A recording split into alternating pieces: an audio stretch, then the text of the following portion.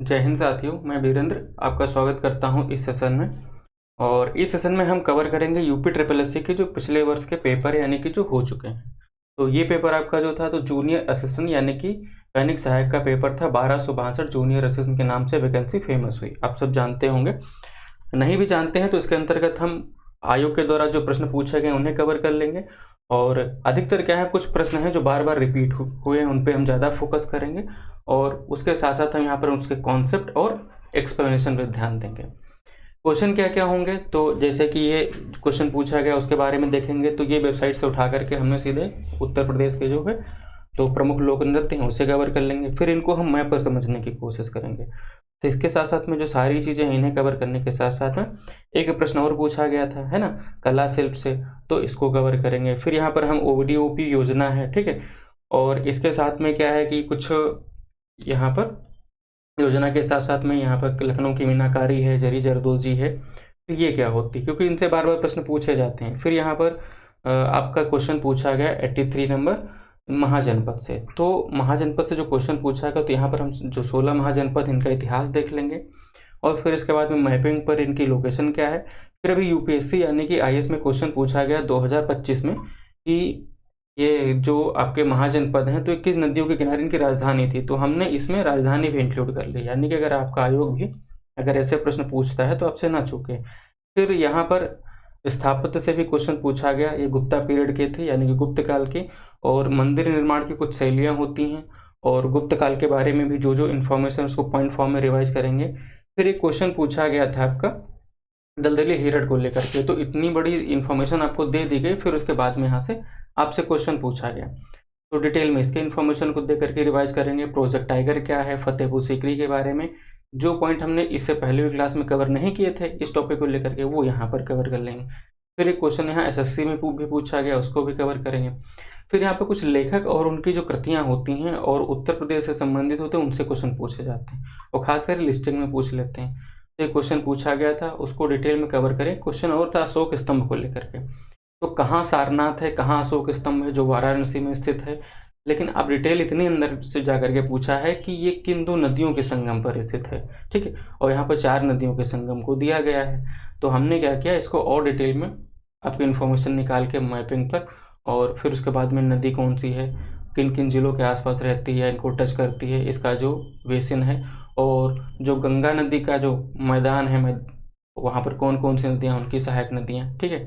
इनको मैपिंग पर हम रिवाइज करेंगे। फिर उसके बाद में यहाँ पर नगर निगम से क्वेश्चन पूछा गया, तो इसके बारे में जो जो इतिहास से मतलब कहाँ से इनका शुरुआत हुई, ठीक है, पहला कौन था।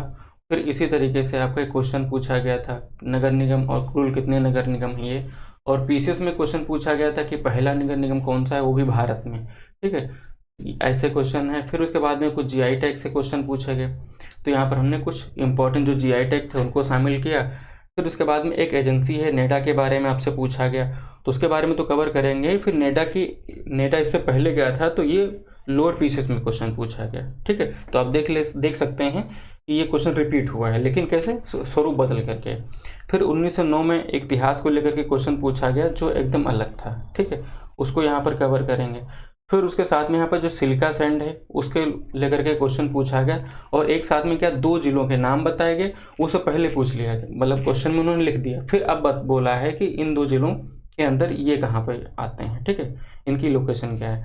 अब फिर यहाँ पर कुछ योजनाएं हैं उनसे क्वेश्चन पूछा गया करंट से रिलेट करके। तो फिर वहाँ से जितनी योजनाएं निकली है ना, मंत्रालय कब बना, योजना कब बनी, ठीक है, कब शुरुआत हुई, इसका फॉर्मेशन कैसे क्या हुआ, इस तरीके से। फिर यहाँ पर कुछ करंट अफेयर से क्वेश्चन पूछे गए, तो वहाँ से जो पॉइंट निकल करके आए करंट अफेयर से कि आगे के एग्जाम में आपसे यहाँ पर कौन कौन से पॉइंट बन सकते हैं, ठीक है। अब वीर अब्दुल हमीद जो फॉरेस्ट वन्यजीव एवं पर्यावरण संरक्षण पुरस्कार योजना है, ये कब शुरू हुई, ठीक है, इसका नाम बदल दिया गया। अब फिर वीर अब्दुल हमीद साहब कौन थे, ठीक है, इनके बारे में कुछ जानेंगे। अब फिर इनका संबंध जहाँ से है तो उस जिले को लेकर के वहाँ क्या डेवलपमेंट है, तो वहाँ के हमने क्वेश्चन देखा, ठीक है। UP ट्रिपल एससी चकबंदी लेखपाल में जो पूछा गया है क्वेश्चन है, तो अब मैप पर इसकी क्या लोकेशन है।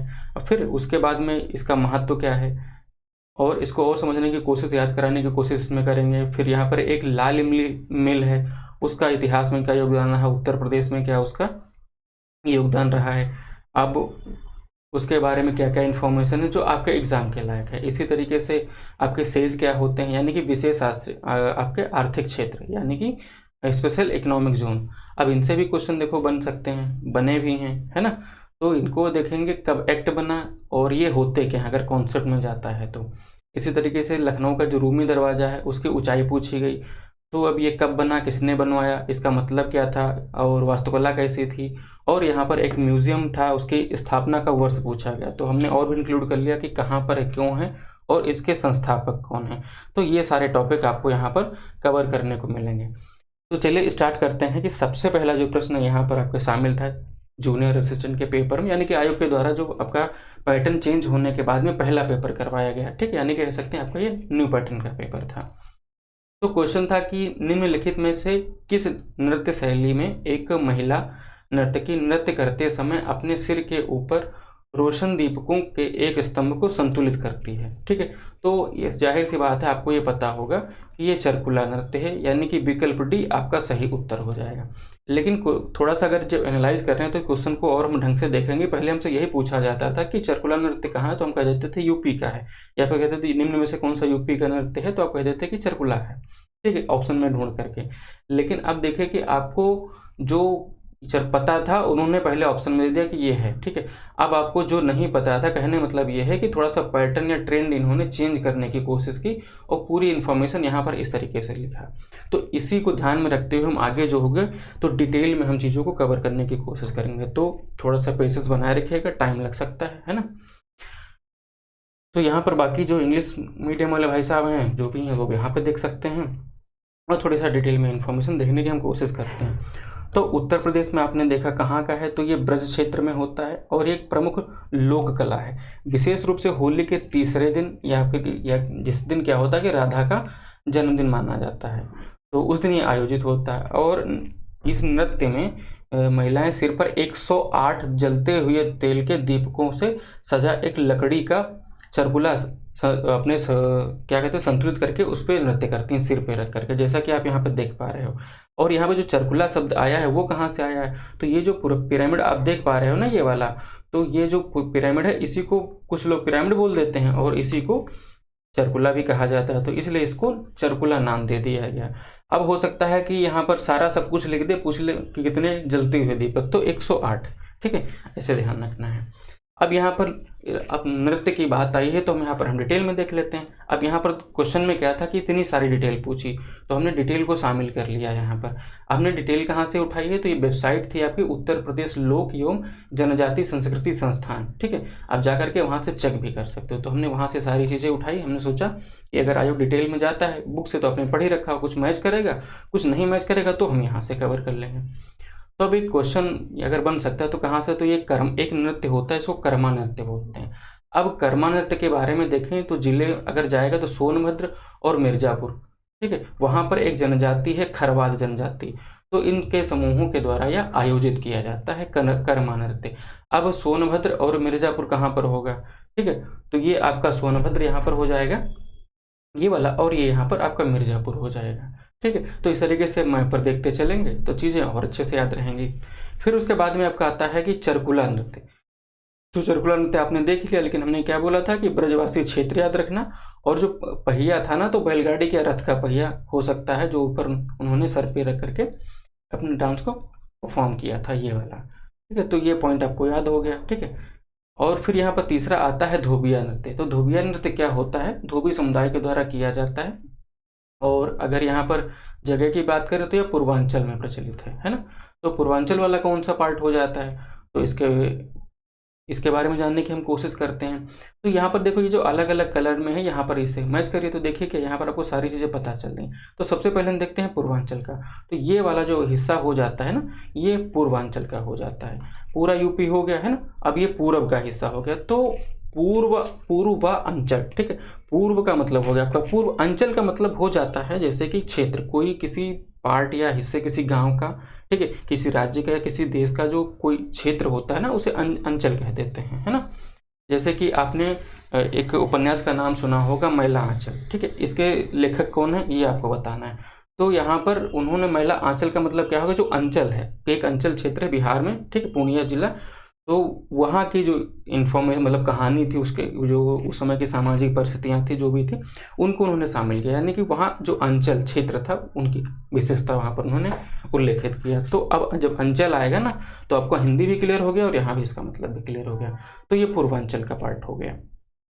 ठीक है, कौन सा? धोबिया नृत्य आपने देख लिया। फिर आता है एक मयूर नृत्य। तो मयूर नृत्य तो आप सबने देखा होगा, कहाँ पर होता है? ब्रज में रासलीला के दौरान किया जाता है। तो यहाँ पर जो नर्तक होता है तो क्या करते हैं, वो मोर के पंख से बने विशेष वस्त्र धारण करके इस डांस को परफॉर्म करते हैं। अब आपकी जो वेबसाइट पे था गवर्नमेंट की, तो मुझे लगा कि ये इंपॉर्टेंट हो सकता है, इसलिए हमने यहाँ पर इनको इंक्लूड किया। अब यहाँ क्या लेके ख्याल नृत्य होता है। तो यह नृत्य, इसकी खासियत क्या होती है? ख्याल, तो खासियत इसमें यह होती है कि रंगीन कागजों और बांसों की सहायता से एक मंदिर बनाते हैं। ठीक है, और इस मंदिर को सिर पर रख करके ये डांस करते हैं। और कब करते हैं ये? तो जो पुत्र के जो जन्म होता है, तो जन्मोत्सव को मतलब मन खुशी मनाते हैं, जाहिर करते हैं, तभी मतलब ये डांस जो है इस तरीके से परफॉर्म करते हैं। कौन सा? ख्याल नृत्य। ठीक है, ये उत्तर प्रदेश के बारे में हम बात कर रहे हैं। लेकिन ये कहाँ पर होता है? तो ये बुंदेलखंड में होता है। अब बुंदेलखंड का क्षेत्र कौन सा है? तो ये वाला जो पार्ट अगर आप देखेंगे इस वाले मैप पर, तो ये बुंदेलखंड का ये वाला इतना पार्ट हो जाता है ना। ये सिर्फ यूपी के बारे में हम बात करें तो बुंदेलखंड वाला अगर यहाँ से देखें तो ये बुंदेलखंड का रीजन हो जाता है। ठीक है, तो ये बुंदेलखंड का पार्ट हो गया। अब यहाँ पर एक आता है ख्याल नृत्य के बारे में अगर बात करें तो हमने यूपी के बारे में पढ़ा, लेकिन अगर अभी और डिटेल में अगर आप जाएंगे तो ख्याल नृत्य तो हो सकता है आपको कहीं पर ये राजस्थान लिखा हुआ मिले, है ना। लेकिन हम यूपी के बारे में पढ़ रहे हैं, यूपी के वेबसाइट से उठा के पढ़ रहे हैं, तो हम बुंदेलखंड पर ही जाएंगे। फिर आपका आता है एक रास नृत्य। तो रास में क्या होता है? रास से संबंधित है, ये आपका ब्रज से होता है, जहाँ पर रासलीला के दौरान ये किया जाता है। यहाँ पर क्या होता है कि रासक जो होता है, इसे रासक दंड नृत्य भी कहा जाता है, क्योंकि नृत्य करते समय यहाँ पर छोटी डंडियों का प्रयोग किया जाता है ना, कुछ इस तरीके से। तो ये रास नृत्य आपको क्लियर हो गया। और ये जो जहाँ पर क्षेत्रों के नाम लिखे जा रहे हैं ना, या इनके कोई उपनाम है या कोई जनजाति इन्हें परफॉर्म कर रही है, कि कुछ क्रियाकलाप जैसे कि आपको लग सकता है कि क्वेश्चन में डालेंगे, तो उनको विशेषकर आपको ध्यान रखना है। फिर एक आपका आता है झूला नृत्य। तो ये ब्रज क्षेत्र में होता है, खासकर आपका ये श्रावण मास में होता है। और ये क्या होता है? नृत्य को इस क्षेत्र के जो मंदिरों में बड़े उल्लास के साथ में किया जाता है। एक होता है कठ घोड़वा नृत्य। तो कठ घोड़वा नृत्य में क्या होता है? तो कठ घेड़वा। ठीक, कठ घेड़वा में क्या होता है कि कठ का मतलब हो जाता है लकड़ी। ठीक है, कठ का मतलब काठ, काठ का मतलब लकड़ी हो जाता है। घेड़वा यहाँ पर आप घोड़ा समझ लीजिएगा। तो यानी कि जो एक कृत्रिम घोड़ी होती है ना, उस पर मतलब कह सकते हैं कि लकड़ी की बनी हो सकती है या किसी और चीज़ की बनी हो सकती है, तो उस पर बैठ करके जो नर्तक यानी कि मतलब नाचने वाले होते हैं ना, उसके अंदर तो खड़े बैठ करके इस नाच को करते हैं, मतलब ये डांस करते हैं या नृत्य करते हैं, नाचते हैं, जो भी आप समझें इसको। ठीक है, अब ये कहाँ पर होता है? तो ये भी आपका जो पूर्वांचल वाला क्षेत्र है वहाँ पर होता है। और कहाँ कैसे होता है? तो जो मांगलिक अवसर होते हैं वहाँ पर होते हैं, यानी कि जब कोई शुभ कार्य होता है तब ये पूर्वांचल वाले पार्ट में ये किया जाता है नृत्य। ठीक है, वहाँ के लोगों द्वारा अपनी खुशी मनाई जाती है, जो भी कुछ जाहिर किया जाता है। फिर एक आता है आपका धीवर नृत्य। तो धीवर ये शुभ अवसरों पर किया जाता है, और किनके द्वारा किया जाता है? तो ये कहार जाति के जो लोग हैं उनके द्वारा ये नृत्य किया जाता है। फिर एक आपका आता है शौरा नृत्य। तो शौरा नृत्य की इसकी खासियत क्या है? इंपॉर्टेंट है, नोट कर लीजिएगा कि किसान अपनी फसल को काटते समय जो खुशी जाहिर करते हैं, तो उसके उद्देश्य से ये अपना नृत्य होता है ना, उसको प्रकट करते हैं या जाहिर करते हैं। अब भारत में क्या है? तो सब कुछ तो मतलब जो भी मतलब अधिकतर लोग हैं वो किसान थे। ठीक है, तो आज लोग जुड़े हुए हैं, या अधिकतर क्या है वो किसान ही लोग हैं। ठीक, अर्थव्यवस्था हमारी कैसे चलती है आप सभी जानते हैं, है ना, अधिकतर। तो यहाँ पर ये किस पार्ट में कहाँ होता है? तो आपका ये बुंदेलखंड क्षेत्र में होता है। और बुंदेलखंड का क्षेत्र कौन सा हो गया? तो ये वाला क्षेत्र हो गया, उत्तर प्रदेश के परिप्रेक्ष्य में हम देख रहे हैं, है ना कि मध्य प्रदेश में। अब एक होता है घोड़ा नृत्य। तो ये भी मांगलिक अवसर पर होता है, और बाजों की धुन पर क्या होता है कि घोड़े द्वारा ये नृत्य करवाया जाता है। और क्षेत्र आपका कौन सा है? तो ये बुंदेलखंड में होता है, मांगलिक अवसर यानी कि शुभ अवसरों पर। फिर एक होता है आपका धुरिया नृत्य। तो ये भी कहाँ पर होता है? बुंदेलखंड में। लेकिन इसकी खासियत क्या है? खासियत ये है कि यहाँ पर प्रजापति यानी कि कुम्हार जो होते हैं वो स्त्री वेश धारण करके इस नृत्य को करते हैं। तो धुरिया नृत्य आपके लिए इंपॉर्टेंट हो गया, है ना। फिर आपका आता है 13वां यानी कि नटवरी नृत्य। ये कहाँ का है? तो ये पूर्वांचल क्षेत्र का है। तो एक पॉइंट ये होगा इस यहाँ से। और यहाँ पर ये अहिरों द्वारा मतलब जैसा कि वेबसाइट पे लिखा हुआ था तो उनके द्वारा ये परफॉर्म किया जाता है। और कहाँ पर कैसे, तो जो नक्कारे होते हैं ना उसके सुर पर ये किया जाता है। फिर एक आपका देवी नृत्य आता है, तो ये और कहीं भी मिल सकता है, लेकिन जैसा कि गवर्नमेंट ने अपनी वेबसाइट पर लिख रखा है कि अधिकांशतः या बुंदेलखंड में ही प्रचलित है, अधिकतर, है ना। तो अधिकांशतः बुंदेलखंड में प्रचलित है। और इस नृत्य में एक नर्तक देवी का रूप धारण करके अन्य नर्तकों के सम्मुख खड़ा रहता है और शेष नर्तक नृत्य करते हैं। जैसे कि साउथ इंडिया की एक मूवी आई थी आपकी कांतारा, तो वहाँ पर आपने देखा तो अधिकतर अगर आप उससे कोरिलेट करोगे तो चीज़ों को आपको याद करने में आसानी रहेगी। और ये जो इन्फॉर्मेशन इनके साथ में दी गई है, तो कितना भी टफ जाएंगे क्वेश्चन बनाएंगे, आपको लगता है कि ये सिर्फ यूपी ट्रिपल एस सी तक ही है, लेकिन आप UP PCS RO, Allahabad RO या आरओ, मतलब जितना जहाँ भी यूपी का पार्ट आता है ये हर जगह आपको काम आने वाला है ना। कितना भी क्वेश्चन टफ करेंगे लेकिन आप करके आओगे। फिर क्या है कि आपका राई नृत्य आता है। तो राई नृत्य क्या होता है कि बुंदेलखंड की महिलाओं के द्वारा किया जाता है। जहाँ पर कहीं भी हमने महिला बोला, पुरुष बोला, जैसा कि लिखा हुआ, तो इसको भी दिमाग में रखना है आपको अगर आप चाहें तो, ठीक है। फिर विशेष रूप से ये होता कब है, तो ये जो कृष्ण जन्माष्टमी होती है ना उसके अवसर पर किया जाता है महिलाओं के द्वारा। फिर 16 नंबर पर अगर देखें तो आपका आता है पाई डंडा नृत्य, ठीक है। ये बुंदेलखंड में है और ये बहुत ज़्यादा लोकप्रिय नृत्य है। और ये पाई डंडा जो नृत्य है वहाँ के जो अहिर समुदाय है ना उनके द्वारा ये किया जाता है। फिर 17 नंबर पे देखें तो दीवारी व मोर पंख नृत्य। अब एक मयूर नृत्य था जो ब्रज में होता था, लेकिन ये दीवारी और मयूर पंख तो याद रखना है, ये नृत्य बुंदेलखंड में होता है। और खासकर कब होता है, ये चित्रकूट में जो दिवाली के दिन ये मनाया जाता है, मतलब ये परफॉर्म करते हैं जो भी होता है, ठीक है। वेशभूषा कैसा रहता है, आकर्षक रहता है। और मोर पंखधारी लठैत एक दूसरे पर ताबड़तोड़ वार करते हुए दीवारी नृत्य का ये प्रदर्शन करते हैं। अगर आज मतलब कभी बार आप यूट्यूब पर देखते भी होंगे, क्योंकि आज पहले तो चीज़ें पता नहीं चलती थी, लेकिन आजकल मिल जाती हैं, दिख जाता है। कोई ब्लॉगर होते हैं या वहाँ स्थानीय लोग होते हैं, उनको मतलब इन चीज़ों से परिचित होते हैं और बताते डालते भी रहते हैं। फिर आपका एक आता है चौलर नृत्य। तो चौलर नृत्य में क्या है, ठीक है, तो ये आपका हो जाता है मिर्जापुर और सोनभद्र जिलों में होता है। अब ये किस लिए होता है, तो अच्छी वर्षा और अच्छी फसल के लिए की उसकी कामना की जाती है, ठीक है। तो इसलिए चौलर नृत्य होता है। जिले आपके कौन से हो गए, तो जिले वही आपके हो गए कौन से, आपका मिर्जापुर हो गया, ये वाला मिर्जापुर, और यहाँ पर आपका सोनभद्र हो जाएगा। फिर आपका आता है यहाँ पर टेढ़िया नृत्य। तो यह नृत्य फतेहपुर जिले में प्रचलित है, ठीक है। कहाँ पर है, फतेहपुर जिले में। बाकी डिटेल आप यहाँ पर पढ़ सकते हैं। ढकहरी नृत्य जो है वो सोनभद्र की जनजातियों द्वारा ढकहरी जो नृत्य है वो किया जाता है। ये आपका इंपॉर्टेंट पार्ट हो गया। अब यहाँ पर मुझे ये आपको ये बताना था कि जब आप पढ़ते हैं, इतिहास पढ़ते हैं, तो कहीं पर रुहेलखंड, बघेलखंड, ठीक है, इस तरीके से लिखा हुआ मिलता है तो कन्फ्यूजन हो जाता है। या फिर कहीं हम इतिहास के बारे में पढ़ते हैं तो सम्मिलित रूप से किसी पार्ट को बोल दिया जाता है। तो आप जब भी पढ़िए तो मैप को सामने रख करके पढ़िए इस तरीके से। अगर आपको कुछ नहीं समझ में आ रहा है तो आप नहीं है मैप, तो आप मोबाइल में सर्च करके डाउनलोड करके सामने रख करके पढ़िए, तो आपको चीज़ें याद जल्दी होंगी, ठीक है। और जैसे ही इतिहास का कोई टर्म आएगा कि दोआब की बात चल रही है, बुहेल और बुंदेलखंड, बघेलखंड की बात चल रही है, ठीक है, तो सही रहेगा। जैसे कि दोआब की बात करें तो दोआब क्या होता है, तो जैसे ये इधर इस तरीके से अगर देखें तो गंगा निकली हुई है, ठीक, इस तरीके से देखें तो यमुना निकली हुई है। तो दो नदियों के बीच का जो क्षेत्र होता है तो उसको दो आब कह देते हैं कभी कभी। तो ये आपको चीज़ें क्लियर हो गई। फिर आपको यहाँ पर दिख रहा होगा कि बुंदेलखंड, तो बुंदेलखंड वाला रीजन ये हो जाता है। फिर यहाँ पूर्वांचल, तो हमने पूर्वांचल वाला पार्ट ये हो गया, हमने इसको देखा। फिर यहाँ पे लिखा हुआ रोहेलखंड, तो ये वाला जो हिस्सा हो जाता है जब कहीं भी आपको इतिहास में या खासकर हम पढ़ते हैं आधुनिक इतिहास, तो वहाँ पर रोहेलखंड ऐसे नाम लिखा हुआ मिलता है क्षेत्र के बारे में कि क्रांतिकारी गतिविधियाँ कहाँ कैसे हो रही थी, तो ये ऐसे नाम मिले तो रोहेलखंड आपको यहाँ ध्यान रखना है। अवध के क्षेत्र की बात करें तो कभी कभी इतने पार्ट को अवध क्षेत्र कहा जाता है और कभी कभी इतने वाले जो पार्ट होता है उसको अवध क्षेत्र कह दिया जाता है। तो मोटे तौर पर आपको समझ लेना है कि बस आपको इतिहास याद हो जाए कुछ भी, क्योंकि आपको रिसर्च तो करनी नहीं है, आपके क्वेश्चन सही हो जाए, ठीक है। पूर्वांचल आपने देख लिया।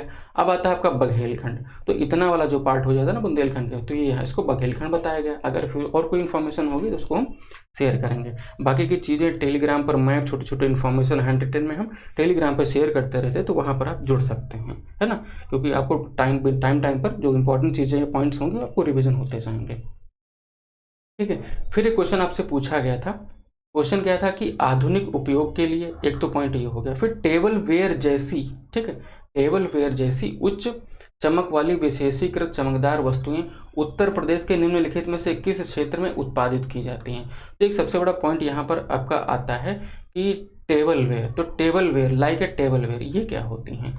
तो ये चीज़ें आप जो देख पा रहे हैं ना, ये यहाँ पर रखी हुई हैं। अगर यहाँ से नहीं समझ में आ रहा तो यहाँ से देखते हैं। अगर आप अगर इसका मतलब नहीं समझ में आ रहा, बहुत लोगों को समझ में आ रहा होगा, कुछ लोग हैं जो उनको समझ में आ रहा है, उनके लिए मैं एक्सप्लेन कर रहा हूँ। तो जब आप अमेजन पर जाकर के सर्च मारोगे सिर्फ टेबल वेयर, तो आपको इस तरीके से दिखेंगी चीज़ें, जैसे चीनी मिट्टी की लगेंगी, ग्लास की होंगी, ठीक है, और बहुत ही क्या डेकोरेटेड टाइप की होंगी, यानी कि सजी धजी होंगी, ठीक है, अच्छे से डिज़ाइन किया गया होगा। जैसे कि डिनर सेट, सर्विंग बाउल्स, ठीक हो जाते हैं, जैसे खाना परोसने वाले, ठीक है, बाउल्स हो सकते हैं। तो इसके अंदर कौन कौन सी कैटेगरी आती है, आपके किचन में यूज़ होते हैं, डाइनिंग टेबल पर होते हैं ना, कटलरी, फ्लाई आपके जो होते हैं ना, मतलब ये कैटेगरी आप सारी चीज़ें यहाँ पर देख सकते हो। हमें सब सिर्फ आपको ये बताना था कि टेबल वेयर होती क्या है, ठीक है, ये चीज़ आपको क्लियर हो गई होगी। तो अब ये कहाँ पर, किस क्षेत्र में उत्पादित की जाती हैं, हमसे कहाँ, किसके परिप्रेक्ष्य में पूछा है, तो ये उत्तर प्रदेश के परिप्रेक्ष्य में पूछा है। तो ये आपका उत्पादित होती हैं चिनहट और मौसेलिया में, ठीक है। तो विकल्प टी आपका सही उत्तर हो जाएगा। अब इसके लिए जो इन्फॉर्मेशन है वो क्या हो सकती है एग्जाम के लायक, तो ये देखो, ये आपके आयोग के द्वारा जो मास्टर सेट में जो आंसर की प्रोवाइड कराई गई थी, तो वहाँ पर भी देख सकते हैं आप, ठीक है।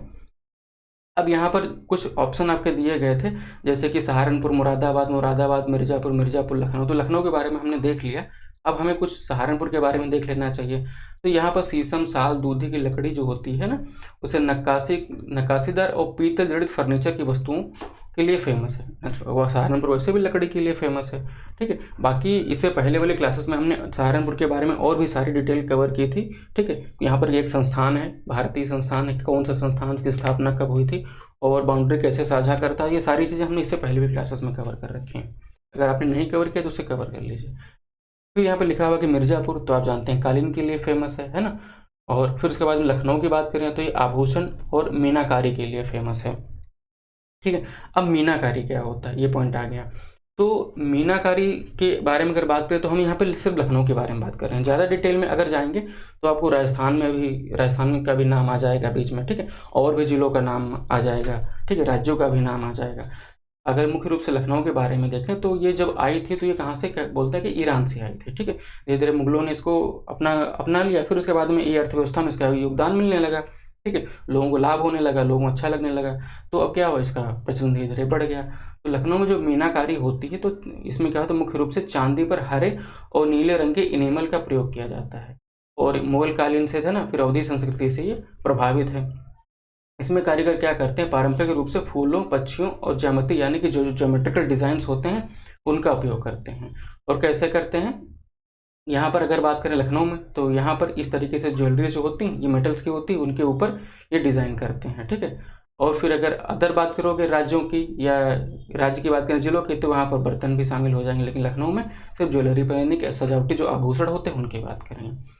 फिर आगे देखते हैं, यहाँ पर आपने जो पॉइंट देख लिया था ना, ये सारे जो जिले थे, फिर किसके बारे में आपने देखा, और फिर उसके बाद में यहाँ पर इत्र के बारे में देख लिया, क्योंकि यहाँ पर कन्नौज है, ठीक है। तो कन्नौज से संबंधित है, तो 19वीं शताब्दी से ही इस क्षेत्र में इत्र का उत्पादन किया जा रहा है।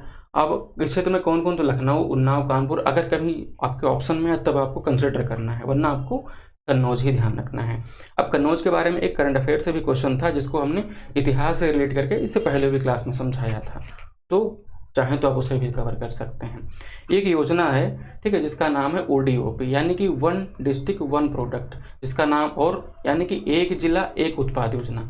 इसकी शुरुआत होती है 24 जनवरी 2018 को, ठीक है। अब 24 जनवरी 2018 को एक मुख्य घटना और होती है जो हर साल आपके लिए करंट अफेयर का काम करती है और बार बार परीक्षा में पूछी जाती है। तो इस वाले पार्ट को भी हमने पिछले वाली क्लास में कवर किया है। इसको प्रारंभ सबसे पहले किसने किया था, तो ये उत्तर प्रदेश सरकार ने किया था इस तारीख में।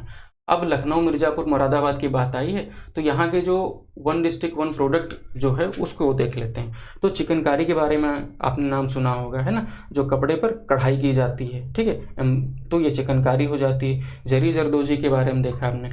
मिर्ज़ापुर के बारे में अगर बात करें तो कालीन है और मेटल का जो उद्योग है, तो इसको वन डिस्ट्रिक्ट वन प्रोडक्ट जो योजना है उसके अंतर्गत इसको पहचान दी गई है, नाम दिया गया। मुरादाबाद आप पीतल नगरी के नाम से जानते हो, तो अगर आपको एग्जाम में मिलेगा तो वो धातु शिल्प के नाम से हो सकता है, ऑप्शन में दिखे। फिर देख लेते हैं यहाँ पर जरी जरदोजी का नाम आया, तो इसमें क्या था कि सोने और चांदी के जो धागे होते हैं ना, उनसे एक कढ़ाई की जाती है, ठीक है, उसको ये जरी जरदोजी कहा जाता है। भारतीय परिधान और वस्त्रों पर किया जाता है खासकर। और पारंपरिक जो भारतीय कला है जिसमें जटिल डिजाइन बनाने के लिए धातु के धागों का उपयोग किया जाता है। अब यहाँ पर जो जरी होता है ना, तो जरी का अर्थ होता है सोना और जरदोजी का अर्थ होता है कढ़ाई, यानी कि जो उसके धागे हैं उनसे कढ़ाई की जाती है, कपड़ों पर डिजाइन बनाई जाती है। तो अगर कहीं डिटेल में जाए, ठीक है, कि कुछ भी इसमें से इन्फॉर्मेशन निकाल के स्टेटमेंट में क्वेश्चन बनाए तो इस पॉइंट को आपको ध्यान रखना है, क्योंकि उद्योग को ज़्यादा कंसिडर किया जा रहा है। और जैसे कि देखो एक योजना भी वर्तमान जो सरकार है ना उसके द्वारा शुरू की गई थी, ठीक है, और इसमें कुछ बदलाव भी किए गए। और जो 1 डिस्ट्रिक्ट 1 प्रोडक्ट हैं उनको कभी कभी उनकी जो संख्या होती है बढ़ जाती है और भी इंक्लूड कर दिया जाता है। तो कुछ इसी तरीके से हमने पिछले वाली क्लास में बताया था कि कौन सी डिस्ट्रिक्ट का कौन सा ODOP में शामिल उत्पाद है। तो धीरे धीरे इस तरीके से अगर याद करते जाएंगे तो याद हो जाएगा, लेकिन सीधे 75 जिलों को पकड़ लेंगे और कभी कहीं कहीं क्या है कि एक जिले में 2-2 3-3 उत्पाद दिए गए तो फिर लगभग 200 का आंकड़ा पार कर गए तो शायद याद करना एक साथ में मुश्किल होगा, ठीक है। फिर यहाँ पर क्या लिखा हुआ कि 83 नंबर में क्वेश्चन पूछा गया कि निम्नलिखित में से कौन सा स्थान जो है उत्तरी कौशल जनपद की राजधानी था। अब उत्तरी कौशल यानी कि एक उत्तरी तो कोई एक दक्षिणी भी होगा। तो यहाँ पर देख लेते हैं सबसे पहले जो ये जनपद दिए गए हैं, ठीक है, तो ये जनपद क्या है, ठीक है, इनके बारे में देखते हैं। सबसे पहले तो आपने नाम सुना होगा 16 महाजनपद।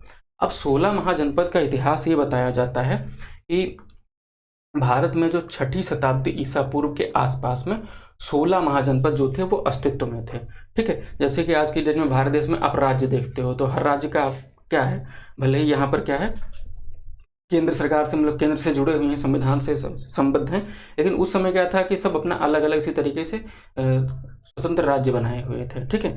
तो उनको जनपद नाम दे दिया गया। जनपद फिर जब वो बड़े हो गए अपना अपना साम्राज्य हो उसको महाजनपद नाम दे दिया गया। तो जो क्या था कि भारतीय उपमहाद्वीप के विभिन्न हिस्सों में फैले हुए थे। अधिकांश क्या थे जनपद जो थे वो राजतंत्रात्मक थे, यानी कि राजशाही चलती थी, लेकिन उसमें से 2 जो थे वो गणराज्य थे, यानी कि लोकतांत्रिक थे। अब इसकी जानकारी जो है अगर आपको एग्जाम में पूछा है कि इसकी जानकारी हमें कहाँ से मिलती है, तो आपको ध्यान रखना है कि उस समय क्या था बौद्ध ग्रंथ और एक थे और आपके जैन ग्रंथ या जैन साहित्य या फिर बौद्ध साहित्य। ग्रंथ की जगह पर साहित्य भी लिखा मिल सकता है, ठीक है। तो दोनों शब्दों को आपको ध्यान में रखना है। तो अगर बात करें बौद्ध ग्रंथ की तो ध्यान रखना कि अंगुत्तर निकाय, और जैन साहित्य की याद रखना है तो अगर पूछे तो ये भगवती सूत्र। तो अंगुत्तर निकाय और भगवती सूत्र में इसकी जानकारी हमको मिलती है, ठीक है। कुछ लोग बताते हैं कि जो महाभारत है, ठीक है, वहाँ से भी इसके बारे में हमें थोड़ी बहुत जानकारी मिलती है। तो अगर कहीं ऑप्शन में आ जाए तो उसको भी कंसिडर करके चलना है ना। फिर अगर एक जो महाजनपद थे अगर इनकी एक भौगोलिक स्थिति यानी कि जो भारत था उसके किस भूभाग पर थे और किस मतलब कह सकते हैं कंडीशन में थे और कैसे थे, तो ज़्यादा डिटेल में जाएंगे तो वहाँ पर कवर करेंगे, लेकिन हम आपको छोटा सा ओवरव्यू देंगे सिर्फ आपके प्रीलिम्स के एग्जाम के लायक, ठीक है। हम आपको कोई मेंस तो लिखना नहीं जो उतना डिटेल में जाएंगे। तो यहाँ पर भौगोलिक स्थिति के बारे में देखें तो 16 महाजनपद थे जो वर्तमान में आप देखते हो अफगानिस्तान, तो अफगानिस्तान से लेकर के बिहार तक थे, ठीक है। तो ये अफगानिस्तान हो गया, ये बिहार हो गया। तो यहाँ पर कहाँ आप यहाँ पर देखते हो ना कम्बोज देख सकते हो ना, तक्षशिला देख सकते हो, तो ये यहाँ से थे, ये अफगानिस्तान में अगर यहाँ पर देखें इसके बॉर्डर पे आसपास देखें तो यहाँ से लेकर के आप देख सकते हैं कि बिहार तक थे, पाटलिपुत्र तक। तो आपको ये पॉइंट क्लियर हो जाता है। फिर यहाँ पर लिखा हुआ है कि हिमालय के पहाड़ी क्षेत्र से लेकर के दक्षिण में गोदावरी नदी तक। अब हिमालय के पहाड़ी क्षेत्र से अगर आप देखें तो यहाँ पर तक्षशिला हो जाता है ना। अगर वहाँ से देखें तो अब यहाँ गोदावरी नदी आपको ये दिख रही है यहाँ पर, तो यहाँ पर एक क्या है अस्मक है ना, आपको दिख पा रहे हैं ना। तो ये भी एक महाजनपद था बिल्कुल एकदम दक्षिण में। तो ये पॉइंट भी क्लियर हो गया आपका। फिर यहाँ पर लिखा हुआ है कि भारत तक तथा भारत गंगा नदी के मैदानों में फैले हुए थे। भारत के जो गंगा नदी का मैदान है ये वाला पार्ट दिखे तो ये इस तरीके से गंगा का जो मैदान है ये वाला पार्ट, तो यहाँ भी फैले हुए थे। अगर डिटेल में अगर जाएँ तो देखें। अभी अगर नाम पढ़ेंगे नदियों का नाम पढ़ेंगे तो आपको ये बात क्लियर हो जाएगी, ठीक है। फिर उसके बाद में जो यहाँ पर लिखा हुआ था कि वह भारत में बौद्ध धर्म के जो उदय के समकालीन थे, यानी कि जब बौद्ध धर्म का उदय हो रहा था तब ये महाजनपद थे, ठीक है। जब आप बौद्ध के बारे में पढ़ते हो, बौद्ध इतिहास के बारे में पढ़ोगे तो आपको पता चलेगा कि वहाँ इतने राजा थे, वो राजा थे, तो बहुत सारे राजाओं का नाम जो था ये महाजनपद से ही उल्लेख मिलता है। तो महाजनपद के जो प्रकार आपने देखे थे तो मैंने बताया था कि कुछ राजतंत्र जहाँ पर चल रहा था यानी कि राजाओं का तंत्र था, और कुछ यहीं कहीं पर लोकतंत्र यानी कि गढ़ का तंत्र था।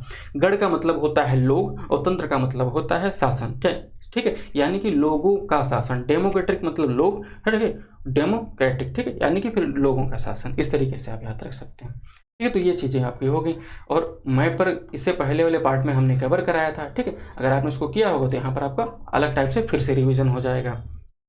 तो यहाँ पर मैंने आपको टेलीग्राम पर लिखा था कि 8+8, और हमने यूट्यूब पर भी कम्युनिटी डाली कि 8+8। हमने ऐसा क्यों बोला, क्योंकि कुछ महाजनपद, कुल मैंने बोला कि 16 हैं, लेकिन 8 महाजनपद जो थे उनकी अवस्थिति यानी कि लोकेशन आज के उत्तर प्रदेश में है, तो इसलिए वो इंपॉर्टेंट हो जाते हैं। और यूपी पीसीएस के द्वारा एक क्वेश्चन भी पूछा गया था कि उत्तर प्रदेश में कुल कितने महाजनपद हैं, ठीक है, उनकी संख्या पूछी थी। और लेकिन अधिकतर जो क्वेश्चन आपके बनते हैं तो उत्तर प्रदेश के जो महाजनपद है ना, उनसे घुमा घुमा करके ज़्यादा पूछा जाता है, ठीक है, क्योंकि आपके उत्तर प्रदेश का इतिहास के पूछा जा रहा है ज़्यादातर। लेकिन ये नहीं कह सकते कि बाकी 16 को छोड़ दिया जाएगा। तो पहले वो 8 देख लेते हैं। तो पहला आपका हो जाता है काशी। तो काशी की राजधानी वाराणसी। अब आधुनिक कहाँ पर स्थित, तो ये वाराणसी में स्थित है। अब ये किस, यहाँ पर इस क्षेत्र में नदी कौन सी बहती थी, ठीक है, तो ये गंगा नदी तब भी थी और गंगा नदी अब भी आज भी बहती है। हम नदियों को इसलिए यहाँ पर शामिल किए हैं कि अभी 2025 में आपका यूपीएससी यानी कि आईएएस का प्रीलिम्स हुआ, उसमें क्वेश्चन पूछा गया कि महाजनपद दे दिए गए, फिर ये पूछा गया कि महाजनपदों की ये राजधानियाँ जो थी किस नदी के किनारे थी, तो इसलिए हम थोड़ा डिटेल में जाने की कोशिश किए, ठीक है। फिर दूसरा आपका क्या था, वत्स। तो वत्स महाजनपद था, उसकी राजधानी आपकी कौशाम्बी थी। वर्तमान में यह प्रयागराज में, ठीक है। और प्रयागराज कहाँ पर, आप जानते हैं कि गंगा और यमुना वहाँ पर है, ठीक है, नदियाँ हैं। फिर कौशल की अगर बात करें तीसरे नंबर पर, तो कौशल कहाँ पर, तो ये आपकी श्रावस्ती हो जाती है, ठीक है। अब श्रावस्ती हो जाती है तो क्या, अयोध्या और श्रावस्ती, ठीक है, ये हो जाती है। और नदी कौन सी, तो आप जानते हैं कि सरयू नदी, या फिर कहीं अगर आपके एग्जाम में घाघरा लिखा हो तो उसे कंसिडर कर लेना। अब आपसे क्वेश्चन क्या पूछा गया था, यहाँ पर अयोध्या और श्रावस्ती 2 राजधानियाँ हैं, ठीक है। तो यहाँ पर आपसे कौशल के बारे में पूछा गया था, उत्तरी कौशल में आपकी श्रावस्ती हो जाएगी। तो आप ये बताइए कि दक्षिण की जो कौशल होगा उसकी राजधानी क्या होगी, ठीक है।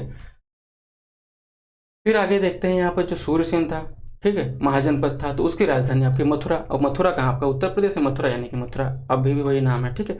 और नदी कौन सी वहाँ पर है, तो यमुना नदी है। फिर इसी तरीके से पांचवी आपका महाजनपद देखें, पांचवा तो पांचाल हो जाता है। और पांचाल के बारे में देखें तो ये अहिछत्र और काम्पिल्य, ठीक है, 2 नाम याद रखने हैं। लेकिन वर्तमान में ये कौन सा और उत्तर प्रदेश का पार्ट कवर करता है, तो बरेली का नाम सुना, बरेली जिले का आप जानते हैं, बदायूं जानते हैं, ठीक है, उसके पार्ट को ये कवर करता था, ठीक है। नदियों की बात करें तो गंगा और यमुना, और गंगा और यमुना कहाँ पर थी, कौशाम्बी वत्स की थी, कहाँ पर, ये प्रयागराज में। इसी तरीके से कुरु की बात करें तो कुरु का मतलब ये इंद्रप्रस्थ हो जाता है, ठीक है, जो कहाँ पर है, मेरठ वाला हिस्सा है। लेकिन ये नदी, यहाँ पर नदियाँ कौन सी, यहाँ पर भी आपकी यमुना और गंगा बताया गया है, ठीक है। फिर इसी तरीके से चेदी के बारे में बात कर लेते हैं, तो इसकी सोथीवती या सोतीवती हो जाता है। एरिया आपका क्या आता है, बुंदेलखंड आता है। तो बुंदेलखंड में आपका कुछ हिस्सा आपका मध्य प्रदेश और यूपी का हो सकता है, लेकिन हम अगर एग्जाम में यूपी आता है तो हम यूपी को कंसिडर करेंगे। नदियों की बात करें तो आपके केन और यमुना नदियाँ हैं, ठीक है। इसी तरीके से अब आगे देख लेते हैं जो हमसे छूट गए थे। तो 8 तो हमने रिवाइज कर लिया आपके, यानी कि आपके क्या हो गए, ये 5 हो गए। इसी तरीके से आपके ये 6 हो गए, ठीक है। और चेदी आपका 7वां हो गया, और मल्ल जो था वो 8 हो गया। तो मल्ल की राजधानी आपकी कुशीनारा थी, यानी कि इसमें जो कुशीनगर आपका जिला है। और नदी थी आपकी राप्ती और गंडक। अच्छा, आप ये बताइए कि जो राप्ती नदी है उत्तर प्रदेश के किन किन जिलों से होकर के प्रवाहित होती, कहाँ से निकलती और कहाँ पर ये किस नदी में मिल जाती, क्योंकि राप्ती नदी आपके लिए जरूरत से ज़्यादा इंपॉर्टेंट है, ठीक है, कुछ ऐसा समझ लीजिए। अब देख लेते हैं जो अंग महाजनपद था। तो अंग, इसकी राजधानी चंपा थी। और वर्तमान में बिहार का नाम तो आ ही रहा ना, नदी कौन सी, चंदन या चंपा, जो भी आपके एग्जाम में लिखे मिले। और कहाँ पे कौन सा स्थल था, तो मुंगेर और भागलपुर का नाम आप जानते हैं ना, वहाँ आधुनिक स्थान पे है। फिर इसी तरीके से मगध की बात करें तो इसकी राजधानियाँ थी राजगृह, ठीक है, या फिर पाटलिपुत्र। और वर्तमान में आप नालंदा, गया, पटना, यहाँ पर इस वाले पार्ट को कवर करते थे ये।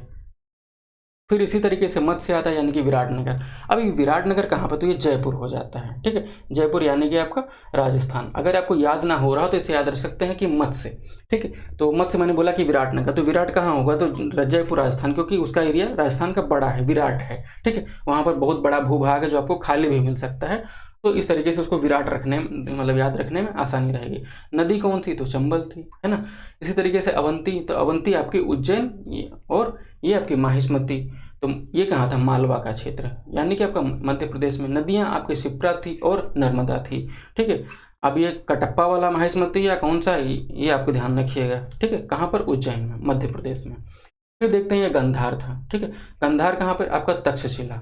और गांधार की मैंने बात की तो ये गांधार हो गया, ये आपका कहाँ पर हो गया, ये तक्षशिला हो गया अगर मैप पर देखते हैं तो। ठीक है, तो ये कहाँ पर, पाकिस्तान अफगानिस्तान, यानी कि नदियाँ कौन सी, सिंधु और काबुल। ठीक है, सिंधु के बारे में पढ़ा होगा आपने और काबुल नदियों के बारे में पढ़ा होगा। इसी तरीके से कंबोज है आपका महाजनपद था, और राजधानी आपकी हाटक थी, यानी कि काबुल घाटी अफगानिस्तान और कश्मीर वाला जो हिस्सा आता है यानी कि कंबोज और आपका हाटक हो जाता है। ठीक है, ये वाला देखिए यहाँ पर कंबोज लिखा हुआ है।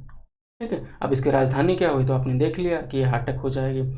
और नदियों की बात करें तो बिपाशा या ब्यास, इसका बिपाशा पुराना नाम था, और सिंधु की क्या है, या फिर कह सकते हैं और भी जो सिंधु की सहायक नदियाँ। इसी तरीके से अस्मक, अस्मक यानी कि पैठन हो सकता है या राजधानी, या फिर पोटन लिखा हो सकता है, जो भी आपके एग्जाम में लिखा हुआ मिले। ठीक है, कभी कभी जो नाम होते हैं ना उनमें कभी भी बदलाव हो जाता है, लेकिन लगता है कि अलग हैं। तो अस्मक के बारे में मैंने बोला था, ये इंपॉर्टेंट है, ये देखिए कि अस्मक। ठीक है, ये देखो ये पोतन लिखा हुआ है यहाँ पर, और नदी इधर देखिए कहाँ पर है। ठीक है, ये आपकी गोदावरी है, और नीचे कौन सी नदी है वो आप देख सकते हैं। तो यहाँ पर ये क्या हो जाती है अस्मक में, तो ये गोदावरी नदी हो जाती है महाराष्ट्र में। गोदावरी नदी का जो बेसिन था उसमें ये यहाँ पर थी। ठीक है, वज्र की बात करते हैं वैशाली हो जाती है, तो वैशाली कहाँ पर है, आपकी गंडक नदी हो जाती है। ठीक है, और कहाँ पर है वैशाली, तो ये बिहार में हो जाती है। तो इस तरीके से आपने सारे पार्ट्स यहाँ पर कवर कर लिए। बाकी अगर आपको देखना है तो ये जो पॉइंट थे यहाँ पर हमने एक देख लिया, और जो दक्षिण में था इनको हमने कवर कर लिया। बाकी ये सारे यहाँ पर हैं ही हैं। ठीक है, इनके नाम लिखे हैं, डिटेल में हमने मैप पर वहाँ पर आपको कवर करा दिया था इससे पहले वाले क्लास में। ठीक है, फिर देख लेते हैं यहाँ पर 84 नंबर क्वेश्चन जो दिया गया है। ठीक है, यानी कि 84। अब इसमें क्या पूछा गया, देखो क्वेश्चन पूछने का तरीका सेम पेपर है। ठीक है, क्वेश्चन में क्या पूछा गया, जैसे कि जो जितना हम लोग याद करके एग्जाम में जाते हैं, क्या लिखा हुआ है कि देवगढ़ में स्थित गुप्त काल का दशावतार मंदिर जो भगवान विष्णु को समर्पित अपनी वास्तुकला की शैली के कारण, ठीक है, उत्तर भारत का सबसे प्राचीन ज्ञात है। फिर यहाँ पर स्पेस छूटा हुआ है, क्या है आपको ये बताना है। तो यहाँ पर अगर विकल्प बी जो लिखा हुआ अगर लिख दे यानी कि पंचायतन मंदिर, तो सही हो जाएगा। अब इसको एक साथ पढ़ लेते हैं कि सिचुएटेड इन देवगढ़, ठीक है, Dashavatar temple of the Gupta period which is dedicated to Lord Shiva was earlier known, कहाँ पर, panchayatan mandir in north India due to its style of architecture. ठीक है, उसकी जो वास्तुकला है या फिर कह सकते हैं उसकी जो वास्तुकला की जो शैली है उसके अनुसार, तो ये पंचायतन नाम दिया गया है। ठीक है, अब इसके बारे में आपने क्वेश्चन देख लिया, यानी कि यहाँ पर सीधे एक दो शब्द यहाँ पर लिख दिया, लेकिन इतनी बड़ी गाथा लिखी, यानी कि पूरी कहानी उन्होंने गढ़ के क्वेश्चन पूछा। अब इसके बारे में देख लेते हैं जो जो आपसे क्वेश्चन पूछ सकते हैं। तो ये कहाँ पर स्थित है, जैसा कि आपने देखा तो ये उत्तर प्रदेश में स्थित है। उत्तर प्रदेश में कहाँ पर, तो ललितपुर जिला जो है वहाँ का जो देवगढ़ का किला है वहाँ पर स्थित है। अब देवगढ़ का जो किला है वहाँ पर भी क्या है आपके 31 जो है कि 31 जैन मंदिर हैं। ठीक है, और जैन मंदिर के अलावा यहाँ पर आपके कुछ हिंदू मंदिर भी हैं, जिनमें से एक मंदिर है आपका नरसिंह मंदिर, और इसका निर्माण वहाँ के आपके जो बुंदेल राजा थे देवी सिंह उन्होंने करवाया था। लेकिन वहाँ पर जो आपके क्वेश्चन में पूछा गया कि दशावतार मंदिर, तो इसका निर्माण जो था वो गुप्त काल में हुआ था। अब उत्तर प्रदेश के जो ललितपुर है वहाँ का जो देवगढ़ है वहाँ पर जो दशावतार मंदिर स्थित है वो पंचायतन शैली में बना हुआ है। ठीक है, हो सकता है आपके यहाँ नागर शैली पूछ ले, तो नागर शैली याद रखना है, तो नागर शैली में बना हुआ है। और कब का है, तो ये उत्तर गुप्तकालीन मंदिर है। ठीक है, यानी कि जो गुप्त पीरियड था, यानी कि उसका जो वो अंतिम दौर चल रहा था, मतलब कह सकते हैं अपने आधे से पार्ट के, मतलब शासनकाल का जो आधे के पार्ट के आधे में, तो इस तरीके से उत्तर गुप्तकालीन नाम लिख दिया गया। ठीक है, शब्दावलियों पर अगर ध्यान दें तो। और यह भगवान विष्णु के जो 10 अवतार हैं उनको समर्पित, इसीलिए इसको क्या बोलते हैं, दशा अवतार मंदिर। विष्णु के जो हैं 10 अवतार वाला जो मंदिर है। अब यहाँ पर जो पंचायतन शैली है और नागर शैली है, ठीक है, इसके बारे में देखते हैं। तो पंचायतन का मतलब ये हो जाता है जैसे कि यहाँ पर बीच में एक मंदिर है और एक यहाँ पर, एक यहाँ पर, एक यहाँ पर, एक यहाँ पर, ठीक है, 4 मंदिर और हैं, तो ये 4 और हो जाते हैं और बीच वाला आपका 5वां हो जाता है, इसलिए इसको पंचायतन शैली का नाम दे दिया जाता है। और इनकी दीवारों पर कुछ इस तरीके से मूर्तियाँ या पौराणिक कथाओं से संबंधित, ठीक है, जो मूर्तियाँ जो भी हैं वहाँ पर दर्शाई गई, इन्हीं से क्वेश्चन बनते हैं। तो ये आपका मंदिर हो जाता है और इसके आसपास भी जो मंदिर की संरचनाएं हैं उनके जो अवशेष हैं वो मिलते हैं, उन्हीं से क्वेश्चन आपके एग्जाम में पूछा गया। ठीक है, तो आपने क्या देख लिया, मैंने पंचायतन जो शैली थी उसको क्लियर करने की यहाँ पर कोशिश की, समझाने की। अब यहाँ पर लिखा हुआ है नागर शैली, तो नागर शैली के मंदिर देख लेते हैं। तो मंदिर निर्माण की कुछ शैलियाँ होती हैं, उसमें से क्या आपका क्या है, कुछ प्रमुख शैली जिनसे बार बार क्वेश्चन बनते हैं।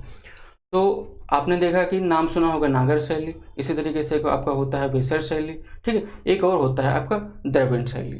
तो अगर बात करें नागर शैली की तो ये उत्तर भारत शैली है, ठीक है, जैसा कि आपने देखा यहाँ पर, ठीक है। अब ये कहाँ पर है, तो हिमालय से लेकर के जो विंध्य पर्वत का क्षेत्र है तो इनके मध्य में जो स्थित है ना, कि विशेषकर उत्तर और मध्य भारत में, तो आपको क्या मिलेगा, वो मिलेगा आपको नागर शैली की मिलेगी मंदिरों की।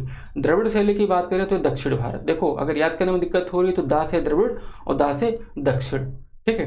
कहाँ पर, तो तमिलनाडु, कर्नाटक, आंध्र प्रदेश और केरल के जो मंदिर होंगे तो वो आपके क्या होंगे, द्रविड़ में होंगे। इस तरीके से आप देख सकते हैं। अब वहाँ उधर के मंदिर होंगे तो इस तरीके से बने होंगे, जिस तरीके से यहाँ पर एंट्री होगी, और गर्भगृह कुछ इस तरीके से यहाँ पर बना होगा, है ना, ज़्यादा डिटेल में पढ़ेंगे तो। फिर उसी तरीके से बेसर की अगर बात करें तो विंध्य क्षेत्र से लेकर ही कृष्णा नदी तक, यानी कि बेसर अगर आपको याद नहीं हो रहा तो याद रख सकते हैं कि बेसर मतलब बीच में, ठीक है, यानी कि उत्तर और दक्षिण के बीच में, तो बेसर शैली हो जाएगी। अब इसमें देखो इसका, इन दोनों की जो शैली है ना, इनका मिश्रण यहाँ पर शामिल किया गया है, ठीक है। देखो यहाँ पर बीच में लंबा था, यहाँ लंबा नहीं, छोटा कर दिया गया, यहाँ पर नहीं था, ठीक है, लेकिन यहाँ पर क्या किया, छोटा करके मतलब बीच में कर दिया। कुछ तरीके से समझ सकते हैं कि दोनों का मिक्सअप यहाँ पर आपको देखने को मिल रहा है। तो आपने नागर देख लिया, बेसर देख लिया, ठीक है, और द्रविड़ शैली देख लिया। बाकी देखो दा से दक्षिण, बा से बीच का, और बाकी बचा नागर उत्तर का, ठीक है, उत्तर भारत का। ये आपको याद करने में मदद करेगा। तो आपने क्या पढ़ा दशावतार मंदिर के बारे में कि रिवाइज कर लेते कि आपने पढ़ा कि इसकी लोकेशन जो है वो देवगढ़ में है। देवगढ़ कहाँ, ललितपुर यानी उत्तर प्रदेश में। अब इसका निर्माण किसने कराया, तो गुप्त वंश के समय निर्मित हुआ था। ये किसको समर्पित है, तो भगवान विष्णु को समर्पित है। शैली कैसी थी, तो नागर थी। गुप्त वंश का अगर यहाँ पर समझें पीरियड क्या था, यानी कि समय क्या था, तो 240 ईस्वी से लेकर के जो 550 ईस्वी था वो ये समय था। इसके संस्थापक कौन थे, तो श्रीगुप्त जो थे वो इसके संस्थापक थे, और राजधानी उन्होंने पाटलिपुत्र रखी थी। अब इसकी विशेषता से क्वेश्चन पूछे गए हैं और मुझे उम्मीद है कि फिर क्वेश्चन बन सकते हैं। तो यहाँ पर द्वार पर अगर आप देखें इस तरीके से, तो गंगा और यमुना की देवियों की जो नक्काशी है वो की गई है। एक पॉइंट आपके लिए ये हो जाता है पहला। दूसरे पॉइंट पर देखें तो यहाँ पर क्या लिखा हुआ है कि पट्टी पर वैष्णव और पौराणिक जो कथाएं हैं उनकी नक्काशी की गई है। इस तरीके से जब आप जाकर के डिटेल में कुछ देखेंगे। फिर हमने यहाँ पर पंचायतन की बात की थी, तो मैंने क्या बोला था कि बीच में एक मंदिर होगा, ठीक है, और उसके आसपास 4 मंदिर और होंगे, कुल मिलाकर के 5 मंदिर होंगे। यानी कि जो मेन मंदिर यानी कि 5वां होगा, ठीक, वो क्या होगा, अन्य 4 मंदिरों से घिरा होता है, तब पंचायतन शैली का ये उदाहरण हो जाता है। और पंचायतन शैली में बने और भी कई सारे मंदिर हैं जिनसे आपके एग्जाम में पूछा गया। कम से कम आपको 4 या 5 मंदिर और आपको पता करने, नोट करने, अगर आपको पता है तो बता भी सकते हैं कमेंट बॉक्स में, ठीक है। यानी कि जो आप बताएंगे तो उसकी वजह से कुछ लोग और भी आपके बारे में जान जाएंगे, पढ़ लेंगे, ठीक है। फिर देख लेते हैं यहाँ पर 85 नंबर आपसे जो क्वेश्चन पूछा गया वो ये था कि निम्नलिखित में से किस जानवर की रक्षा के लिए हस्तिनापुर, ठीक है, हस्तिनापुर वन्यजीव अभयारण्य की स्थापना वर्ष कब, 1986 यानी कि 1986 में की गई। सब कुछ इन्होंने पूछ लिया, मतलब लिख दिया। अब आपको सीधे बताना है। तो यहाँ पर लिखा हुआ कि कौन सा था, विकल्प ए आपका सही हो जाएगा, ये दलदली हिरण था। दलदली हिरण आप कुछ इस तरीके से देख सकते हैं, ठीक है। तो हस्तिनापुर जो आपकी वाइल्ड लाइफ सेंचुरी, इसके बारे में देखते हैं। अब ये इस्टेब्लिश कब हुई, 1986 में, ठीक है। और ये किनका मतलब जो था उद्देश्य क्या था, तो आप देख सकते हैं कि जो ये हिरण था, दलदली हिरण, यानी कि जिसे आप स्वयं डियर बोलते हैं, तो उसकी क्या बोल सकते हैं, सुरक्षा के लिए या फिर उसके बचाव के लिए उसकी स्थापना की गई थी, यानी कि उसके संरक्षण के लिए, ठीक है। अब दलदली हिरण को लेकर के आपको क्या थोड़ी बहुत इन्फॉर्मेशन दे देते हैं, शायद कुछ पता होना चाहिए। तो हस्तिनापुर वन्यजीव अभयारण्य की स्थापना 1986 में आपने देख लिया, ठीक है। अब इसका पार्ट किसके जिले में, तो मेरठ, गाजियाबाद, बिजनौर, अमरोहा जिला जो होता है ना, वहाँ पर ही फैला हुआ है। कौन, हस्तिनापुर वन्यजीव अभयारण्य, ठीक है। अब यहाँ की जो वनस्पतियाँ होंगी, ठीक है, वो कैसी होगी, तो गीले घास के मैदान होंगे, ठीक है, सूखे घास के मैदान में हो सकती झाड़ियाँ, या फिर कह सकते हैं वृक्षारोपण के रूप में इसको वर्गीकृत किया जा सकता है। अब दलदली हिरण के बारे में क्या इंपॉर्टेंट है, स्वयं डियर के बारे में, तो यह उत्तर प्रदेश का राजकीय पशु है, ठीक है। और यह क्या है, दलदली हिरण एक बड़ा हिरण है जो गंगा के मैदानी इलाकों में या फिर कह सकते हैं दलदली घास के मैदानों में पाया जाता है। तो ये खासियत जो हो जाती है ना, ये वाली इंपॉर्टेंट है आपके लिए। और IUCN की रेड लिस्ट में ये कहाँ पर है, तो ये लुप्त प्राय के रूप में ये सूचित किया गया है, सूचीबद्ध किया गया है, ठीक है, यानी कि लिस्टेड है। ये इस तरीके से ध्यान रखना। अब प्रोजेक्ट टाइगर की बात करें तो प्रोजेक्ट टाइगर आप जानते हैं तो 1 अप्रैल 1973 को भारत सरकार के द्वारा ये शुरू किया गया था। शुरुआत में जब ये शुरू किया गया प्रोजेक्ट टाइगर, तब 9 बाघ अभयारण्य को इसके अंतर्गत शामिल किया गया था। और अब क्या, तो बढ़ते बढ़ते लगभग इनकी संख्या 60 वर्तमान में होने वाली है ना, धीरे धीरे बढ़ रहे हैं। अब इसका लक्ष्य क्या था? तो लक्ष्य के बारे में अगर देखें तो भारत में बाघों की आबादी को बढ़ाना था और उनके आवासों की रक्षा करना था। अब ये जंगल में बाघ क्यों होने चाहिए और इनको बढ़ावा ऐसा क्यों दिया जा रहा है, तो डिटेल में जब आप इकोलॉजी के बारे में पढ़ेंगे, और सीडीएस में एक क्वेश्चन भी पूछा गया था, बहुत एकदम कहानी की तरह से, एक क्वेश्चन 1 नंबर के लिए था यूपीएससी के द्वारा। तो बहुत डिटेल में पूछा गया था कि बाघ क्यों होने चाहिए, हिरन होंगे, ज़्यादा हो जाएंगे तो क्या होगा, कम हो जाएंगे तो क्या होगा। तो इसका भी कहीं ना कहीं लिंक होता है, लेकिन हम अभी क्या करें, इसमें फैक्चुअल पढ़ रहे हैं, ज़्यादा डिटेल में जाएंगे तो आधा घंटे लगेगा, ठीक है, उसको समझाने बताने में। फिर क्या है कि यह परियोजना भारत में बाघों की आबादी बढ़ाने में सफल रही। कौन सी? Project tiger. 1972 में जब 1827 बाघ थे, लेकिन 2018 में जब मतलब इनकी जनगणना हुई और रिपोर्ट जारी की गई तो लगभग 2967 थे, यानी कि लगभग 3000 हो गए थे। अगर 2967 नहीं याद रख पा रहे तो लगभग 3000 आप याद रख सकते हैं, ठीक है। फिर यहाँ पर देख सकते हैं एक क्वेश्चन और था, ठीक है। अब फतेहपुर सीकरी का नाम यहाँ पर लिखा हुआ है, क्वेश्चन पूछा गया, यानी कि फतेहपुर सीकरी को पहले क्या जाना जाता था? फतहाबाद के नाम से जाना जाता था।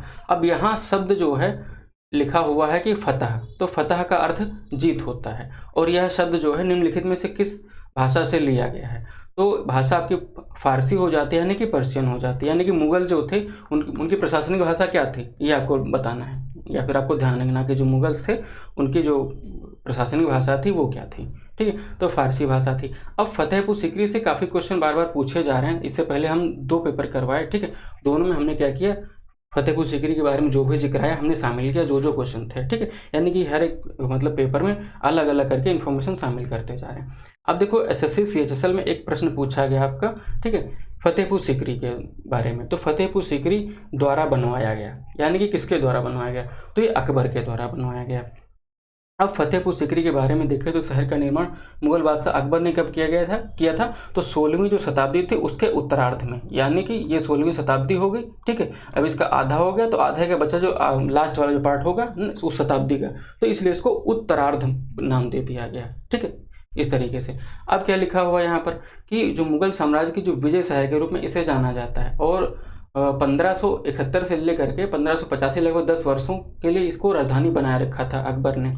और इन्होंने फिर उसके बाद में इसको छोड़ दिया, और फिर क्या कहाँ चले आए, ये इन्होंने अपनी राजधानी आगरा बना ली थी, ठीक है। तो फतेहपुर सीकरी की जो राजधानी थी उसको यहाँ पर बदलने का कारण क्या था, क्या आपको पता है? और उसके बारे में बहुत सारे क्वेश्चन में पूछे गए हैं, ठीक है। और फतेहाबाद विजय का शहर के रूप में इसको नाम बदल दिया गया, कुछ भी कर दिया गया, ठीक है, जहाँ पर अकबर के पुत्रों का जन्म भी हुआ था। और यहाँ पर बहुत सारे मंदिर और स्मारक हैं जिनके बारे में हमने डिस्कस किया था, और 3-4 क्वेश्चन भी कराए थे, है ना, तो वो पिछले वाले पार्ट में कवर है, इसलिए हम यहाँ पर उसको कवर नहीं कर रहे हैं। फिर इसी तरीके से 87 नंबर जो आपका क्वेश्चन था, तो यहाँ पर लेखक और उनकी कृतियाँ, यानी कि यहाँ पर कुछ आपके ऑथर्स होंगे और उनके कुछ वर्क होंगे, ठीक है, उनसे क्वेश्चन आपके पूछे जा रहे हैं। तो हमसे पूछा गया कि गलत जोड़ा बताओ यहाँ पर। तो महादेवी वर्मा ने छड़दा लिखा है, सही है। फिर यहाँ पर मैथिली शरण गुप्त ने तिलोत्तमा लिखा है, ये भी सही है। जयशंकर प्रसाद ने लिखा है आपका प्रेम पथिक, ये भी सही है। अष्टसूर जो लिखा है विकल्प सी, तो ये गलत हो जाता है, ठीक है, विकल्प सी हमारा सही उत्तर हो जाएगा। तो फिर अष्टसूर किसने लिखा है? तो अष्टसूर जो है आपका रविन्द्रनाथ टैगोर की कविताओं का एक संग्रह है, ठीक है, बस यही आपको जानना था। और ये कौन है? बंगाली कवि हैं, आप जानते हो, उपन्यासकार, नाटककार, निबंधकार और दार्शनिक रहे हैं। आपको ये बताना है, जानना चाहिए, क्वेश्चन और आपके एग्जाम में सॉरी दिमाग में डाल रहे हैं कि रविन्द्रनाथ टैगोर साहब को किसके लिए इनको नोबेल पुरस्कार दिया गया था और कब दिया गया था, ठीक है, ये आपको ध्यान रखना है।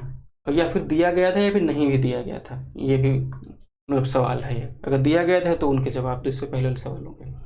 सूरदास के बारे में देखें तो सूरदास 16वीं सदी के कवि थे, और ये कृष्ण की प्रशंसा में ये अपनी रचनाएं करते थे, ठीक है, उसी के लिए जाने जाते हैं। और फिर 16वीं शताब्दी जो था हिंदी साहित्य का एक स्वर्ण युग था। इस काल में कौन थे? सूरदास, तुलसी, कबीर, ठीक है, इनके नाम आप सुनते होंगे, जो हिंदी के क्या हुए, कवि और लेखक हुए। और एक इनकी यहाँ पर है सूरसागर, इनकी कृति है, ठीक है, उनमें क्या भक्ति के जो गीत हैं उनका संग्रह यहाँ पर है। बाकी डिटेल में आपको हिंदी में तो दिया ही जा रहा है, ठीक है, हमारे टेलीग्राम चैनल पर। फिर यहाँ पर देख लेते हैं कि एक क्वेश्चन था 88 नंबर, ठीक है। अब इसकी डिटेल थोड़ा सा देखने की कोशिश करते हैं। ये क्या था कि सारनाथ है, ठीक है, जो अशोक स्तंभ के लिए प्रसिद्ध है, आप सब जानते हैं, ठीक है। इसका डिटेल मोहरकाल से संबंधित है, भारत सरकार का उससे क्या संबंध है, ठीक है, कौन सा उपनिषद है, कौन सी लाइन सत्यमेव जयते कहाँ लिखी हुई, तो ये सब सारी कहानी उसी से संबंधित है। कहाँ से? सारनाथ से, ठीक है, आपने देख लिया। तो ये अशोक स्तंभ के लिए प्रसिद्ध है, आप समझ गए। फिर ये क्या है लिखा हुआ कि वाराणसी से 10 किलोमीटर उत्तर पूर्व में किन दो नदियों के संगम के पास में स्थित है? कौन? सारनाथ। ठीक, ये इतना डिटेल आपसे पूछा गया। अब 4 नदियों के यहाँ पर संगम दे दिए गए। ठीक है, तो यहाँ पर अब डिटेल में देख लेते हैं। ठीक है, तो यहाँ पर क्या हो जाता है, ये हो जाता है पूरा आपका अपना भारत। ठीक है, यहाँ से अगर देखें तो ये उत्तर प्रदेश का ये वाला हिस्सा यहाँ पर ये हो जाता है ना। अब उत्तर प्रदेश के अगर इस वाले हिस्सों को देखेंगे, ठीक है, तो ये जो यहाँ पर क्या है, इस वाले पार्ट को देखें तो यहाँ पर कुछ आपके ज़िले दिख रहे होंगे ना, प्रतापगढ़ हो गया, प्रयागराज हो गया, वाराणसी हो गया। तो यहाँ पर एक नदी है वरुणा नदी। तो वरुणा नदी का ये जो बेसिन हो जाता है ना, ये वाला है। ठीक है, यानी कि कितनी दूर में वरुणा नदी का पानी या जो भी है क्षेत्र जो है वो फैला बंधा हुआ है, कुछ इस तरीके से। तो आप देख पा रहे हैं, तो ये वाला जो बेसिन है तो इतने जिलों में कुछ इस तरीके से फैला हुआ है वरुणा नदी। ठीक है, अब ये बात आपने देख ली। तो वरुणा नदी के बारे में अगर देखें तो वरुणा नदी का उद्गम उत्तर प्रदेश के प्रयागराज जिले के जो फूलपुर क्षेत्र है वहाँ के मेल्हम ताल से हुआ है। और इसके प्रवाह मार्ग के बारे में अगर देखें तो यह लगभग 202 किलोमीटर की दूरी तय करती हुई वाराणसी जिले के साथ के सराय मोहाना क्षेत्र में गंगा नदी में मिल जाती है। यानी कि अभी किसकी सहायक नदी हो गई, तो ये गंगा की सहायक नदी हो गई। अब इसका महत्व क्या है, तो आप नाम सुनते होंगे वाराणसी शहर का नाम। तो वरुणा और 80 नदियों के जो संगम है ना, उससे वाराणसी नाम बता दिया, मतलब ऐसा कहा जाता है कि ऐसे रखा गया है। तो वाराणसी के उत्तर में वरुणा और दक्षिण में 80 नदी जो हैं स्थित हैं, जो शहर की सीमाओं को परिभाषित करती हैं। वाराणसी, ठीक है, वरुणा और 80, ये पॉइंट आपके हो जाते हैं। ठीक है, तो ये नदी थी। तो मैंने जिलों के नाम क्या बताए थे, मैंने बोला था कि प्रतापगढ़ देख लीजिएगा। ठीक है, इलाहाबाद में आप देखते हैं यहाँ पर क्या, गंगा नदी और यमुना नदी का संगम यहाँ पर हो जाता है। ठीक है, इसी तरीके से यहाँ पर देखेंगे कि मिर्ज़ापुर ये किस तरीके से बहती हुई चली जाती है। फिर ये वाराणसी आपका आ जाता है। तो वाराणसी में ये जो आपका जो इतना वाला जो ये ब्लैक तरीके से ये दिखाया गया ना, जो ब्लैक बाउंड्री इस तरीके से बनी, तो ये वरुणा नदी आपकी है ना, उसका ये बेसिन हो जाता है कि इतनी क्षेत्र, मतलब इसका बहाव क्षेत्र है किसी भी तरीके से, डायरेक्टली इनडायरेक्टली, तो कुछ ये वाला पार्ट हो गया।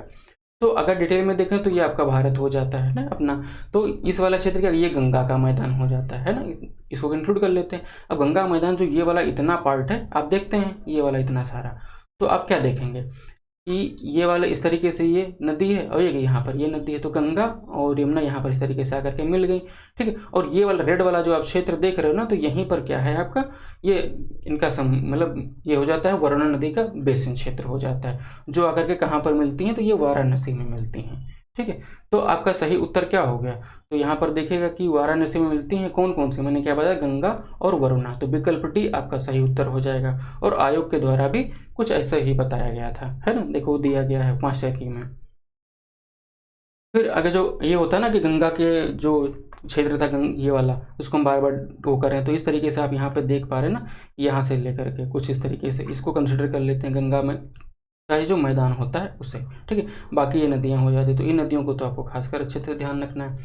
तो आपने क्या देखा, यहाँ पर इलाहाबाद या फिर कह सकते हैं प्रयागराज है, तो यहाँ पर संगम गंगा यमुना का हो जाता है, और ये वाराणसी है। ठीक है, यहाँ पर तो ये चीज़ें यहाँ पर आप देख पा रहे होंगे कैसे कौन कौन सी नदियाँ कहाँ पर आकर के मिली हैं। और ये नदी देखो कहाँ से आती है, ठीक है, ये वाली नदी यहाँ पर अगर आप देखेंगे ये कौन सी, ये अर्लुंग जारवो।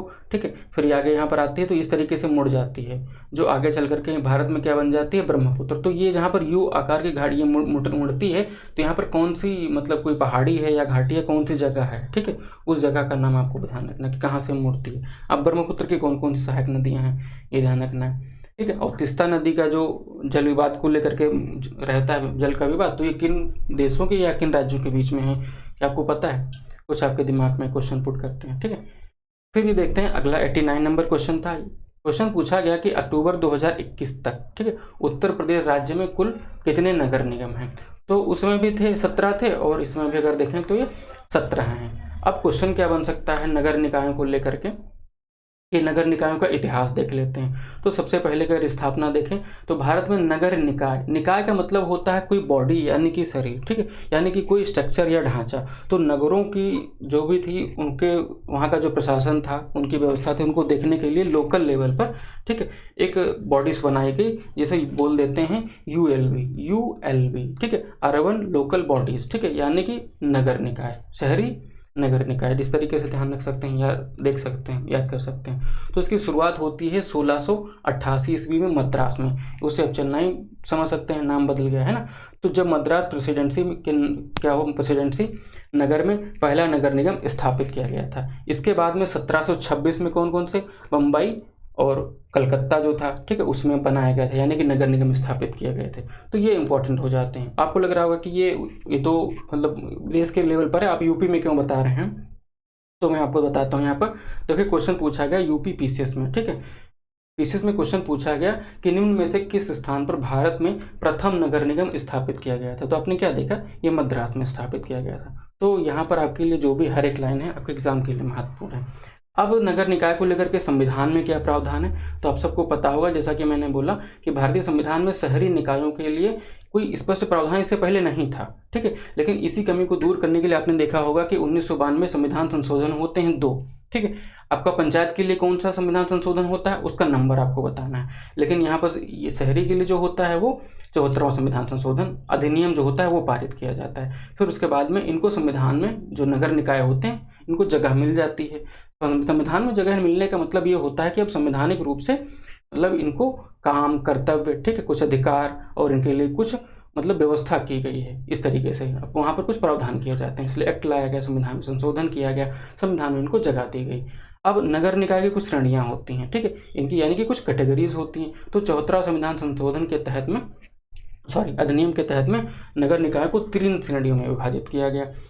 अब 3 श्रेणियों में अगर देखें तो सबसे पहले आपके आते हैं नगर पालिकाएं। तो नगर पालिकाएं क्या होती हैं, ये आपके जो बड़े शहर होते हैं, विकसित शहर होते हैं, यानी कि जो अभी उत्तर प्रदेश के जो बहुत बड़े बड़े शहर हैं उनको देख लीजिएगा, ठीक है।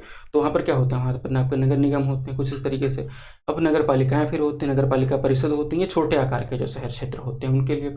फिर नगर पंचायतें होती हैं, यानी कि ऐसे जो जगहें होती हैं, क्षेत्र होते हैं, वो ना तो पंचायत पूरी तरीके से होते हैं ना तो वो शहर होते हैं, तो उनको नगर पंचायत कह दिया जाता है। यानी कि गांव और शहर के जो बीच का एरिया होता है उनको। तो 3 श्रेणियां विभाजित हो जाती हैं जो आपकी कहाँ पर आती हैं, नगर निकाय के अंतर्गत आती हैं। बाकी जो बचे हो जाते हैं और इससे नीचे लेवल के, वो पंचायत वाले क्षेत्र में चली जाती है, जहाँ पर आपके प्रधान और सचिव जी बन जाते हैं, है ना।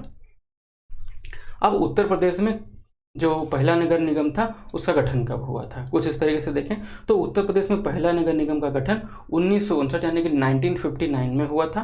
और कौन था, तो पहला जो था वो कानपुर को पहला नगर निगम बनाया गया था उत्तर प्रदेश में। उसके बाद में देखें तो लखनऊ जो हो जाएगा उसको कानपुर के बाद में नगर निगम घोषित किया गया था। अब प्रयागराज आपके लिए इम्पोर्टेंट है, तो 1959 में भी इसकी स्थापना हुई थी। इसके बाद में 1982 में आगरा को नगर निगम बनाया गया। 1994 में गाजियाबाद को नगर निगम बना दिया गया, मतलब गठन कर दिया गया, ठीक है। झांसी में तो अगर देखें तो 2002 में, सहारनपुर में देखें तो 2009 में, फिरोजाबाद में 2014 में, मथुरा और अयोध्या में इस तरीके से देखें तो 2017 और शाहजहांपुर नगर निगम आपका 2018, ठीक है। तो इनके पॉइंट आप याद रख सकते हैं। अब कुल 17 नगर निगम है, तो 17 नगर निगम कौन कौन से हैं, जैसा कि आपने देखा कानपुर, लखनऊ, गाजियाबाद, आगरा, वाराणसी, मेरठ, प्रयागराज, बरेली, अलीगढ़, मुरादाबाद, सहारनपुर, गोरखपुर, फिरोजाबाद, मथुरा, झांसी, अयोध्या, शाहजहांपुर, ठीक है। कुछ इस तरीके से बार बार रिकॉल करेंगे तो आपको याद हो जाएंगे, हो सकता है आपको पहले से भी याद हो, ठीक है। फिर नगर निगम क्या है, 17 है, ठीक है। अब नगर निगम में क्या होता है, तो मेयर चुना जाता है, जिसे कौन, जनता सीधे चुनती है। इनका कार्यकाल 5 वर्ष का होता है, जैसे ग्राम प्रधान का होता है। और यूपी में 17 है इस समय, ठीक है। और जो शहर का प्रथम नागरिक उसको मेयर कहा जाता है, होता है जो सबसे ऊंचा होता है। और सबसे पुराना आपका कौन है, कानपुर है और लखनऊ है, सबसे पुराने नगर निगम है उत्तर प्रदेश में। और एक क्वेश्चन जो पीसीएस में पूछा गया था उसको आपने देख लिया है ना। फिर एक क्वेश्चन पूछा गया था जीआई टैग को लेकर के, कोई निम्नलिखित जीआई टैग यानी कि भौगोलिक संकेत जो हैं उत्पादों और उनके स्थान का मिलान हमें करना था, वो हमें बताना था। तो जीआई टैग क्या होते हैं कि इनको बोल देते हैं जियोग्राफिकल आपके इंडिकेशंस, यानी कि कोई उत्पाद होगा वो देश के या फिर किसी राज्य के किस भौगोलिक क्षेत्र में उत्पादित हो रहा होगा, तो उसकी एक पहचान दे दी जाती है, जिससे कि वहाँ पर उस चीज़ का जो उत्पादन हो रहा है ना, उससे उनको जो उत्पादित कर रहे हैं उनको बढ़ावा मिले, उसकी मतलब मांग बढ़े। तो मतलब हर स्तर से की सामान भी पूर्ति हो रही है और जो पैदा कर रहे हैं, ठीक है, उनको भी मतलब अपना उनका जीवन चल रहा है अच्छे से, उनकी अर्थव्यवस्था भी चल रही है, समृद्ध हो रही है हर क्षेत्र में, ठीक है। अब यहाँ पर 4 उत्पाद दिए गए हैं, ठीक है, यानी कि आपका जिनको जीआई टैग मिला हुआ है। तो वॉल हैंगिंग यहाँ पर जो लिखा हुआ है पहले में, तो ये किससे संबंधित हो जाता है आपका, तो ये वॉल हैंगिंग हो जाएगा आपका गाजीपुर से। इसी तरीके से हस्तनिर्मित जो दरियाँ होती हैं, यानी कि जो हाथ से दरी बनाई जाती हैं, इनका संबंध किससे है, तो ये मिर्ज़ापुर से हैं। ठीक, इसी तरीके से कैंची की अगर बात करें तीसरे नंबर पर, तो कैंची के लिए जीआई टैग कहाँ किसको दिया गया है, तो ये आपको दिया गया है मेरठ को। ठीक है, इसी तरीके से आपका बचता है फोर्थ वाला, तो हाथ से बनी हुई जो कालीन होती हैं, इसके लिए आपका कौन है, तो भदोही को जीआई टैग दिया गया था। ठीक है, उस समय जब ये क्वेश्चन आपसे पूछा गया था, तो यहाँ पर आपका कौन सही हो जाएगा, चौथे का दिया गया है, फोर्थ में आपका बी हो जाएगा। ठीक है, बी वाला आंसर हो जाएगा। ठीक है, बी वाला आपका सही उत्तर हो जाएगा। अब देख लेते हैं जो जीआई टैग कुछ जो आपके प्रोडक्ट थे उन्हें दिया गया, कुछ इंपॉर्टेंट है तो उन्हें देख लेते हैं, रिवाइज कर लेते हैं। तो वाराणसी में अगर देखें तो बनारसी तबला, इसको जीआई टैग मिला हुआ है। ठीक है, बनारसी भरवा मिर्च है, शहनाई है। ठीक है, धातु ढलाई शिल्प है। ठीक है, यानी कि जो मेटल होती है उससे ढाल करके कुछ कलाकृतियाँ बनाते हैं, शिल्प बनाते हैं वो। और भित्ति चित्र, भित्ति का मतलब होता है वॉल यानी कि आपकी दीवार। ठीक है, दीवार को भित्ति बोल देते हैं, और उस दीवार पर जो चित्रकारी की जाए तो उसे भित्ति चित्र बोल देते हैं, है ना। तो ये भित्ति चित्र दिया गया है। इसी तरीके से लाल पेड़ा है, ठंडाई है, ठंडाई तो दबा के पीते हैं ना। और फिर तिरंगा बर्फी है, जिसका स्वतंत्रता संग्राम जब चल रहा था उस समय क्या हुआ था, जब तिरंगा पे बैन लगाया गया तो तिरंगा बर्फी बनाकर इन्होंने बेचना शुरू किया। मतलब एक जो अंग्रेजों का जो विरोध था वो करने का एक तरीका था प्रतीकात्मक। ठीक है, तो वहाँ पर एक तिरंगा बर्फी जो उसको भी जीआई टैग दिया गया है। इसी तरीके से दिया गया है कि चिरगांव का करौंदा। ठीक है, ये तो ये आप कहाँ के हैं, ये वाराणसी के हैं। अब बरेली से अगर देख ले तो बरेली का फर्नीचर है, और जरी जरदोजी है। और जरी जरदोजी क्या होती है आपने देखा, और टेराकोटा। ठीक है, इसको जीआई टैग मिला हुआ है। अब टेराकोटा क्या मतलब का, जो मिट्टी के जो बर्तन बनाए जाते हैं हाथ से, है ना, उनको इस कैटेगरी में रख दिया जाता है। मथुरा में देखें तो मथुरा की क्या है, सांझी शिल्पकला। ठीक है, ये इसका जीआई टैग मिला है। और अन्य कुछ देखें तो बुंदेलखंड का आपका कठिया गेहूं है, पीलीभीत की बांसुरी है, ये इंपॉर्टेंट है। चित्रकूट का आपका काष्ठ शिल्प है। काष्ठ का मतलब ये हो जाता है काठ का मतलब लकड़ी, यानी कि लकड़ी से बना सामान, है ना। ये क्लियर हो गया होगा आपको।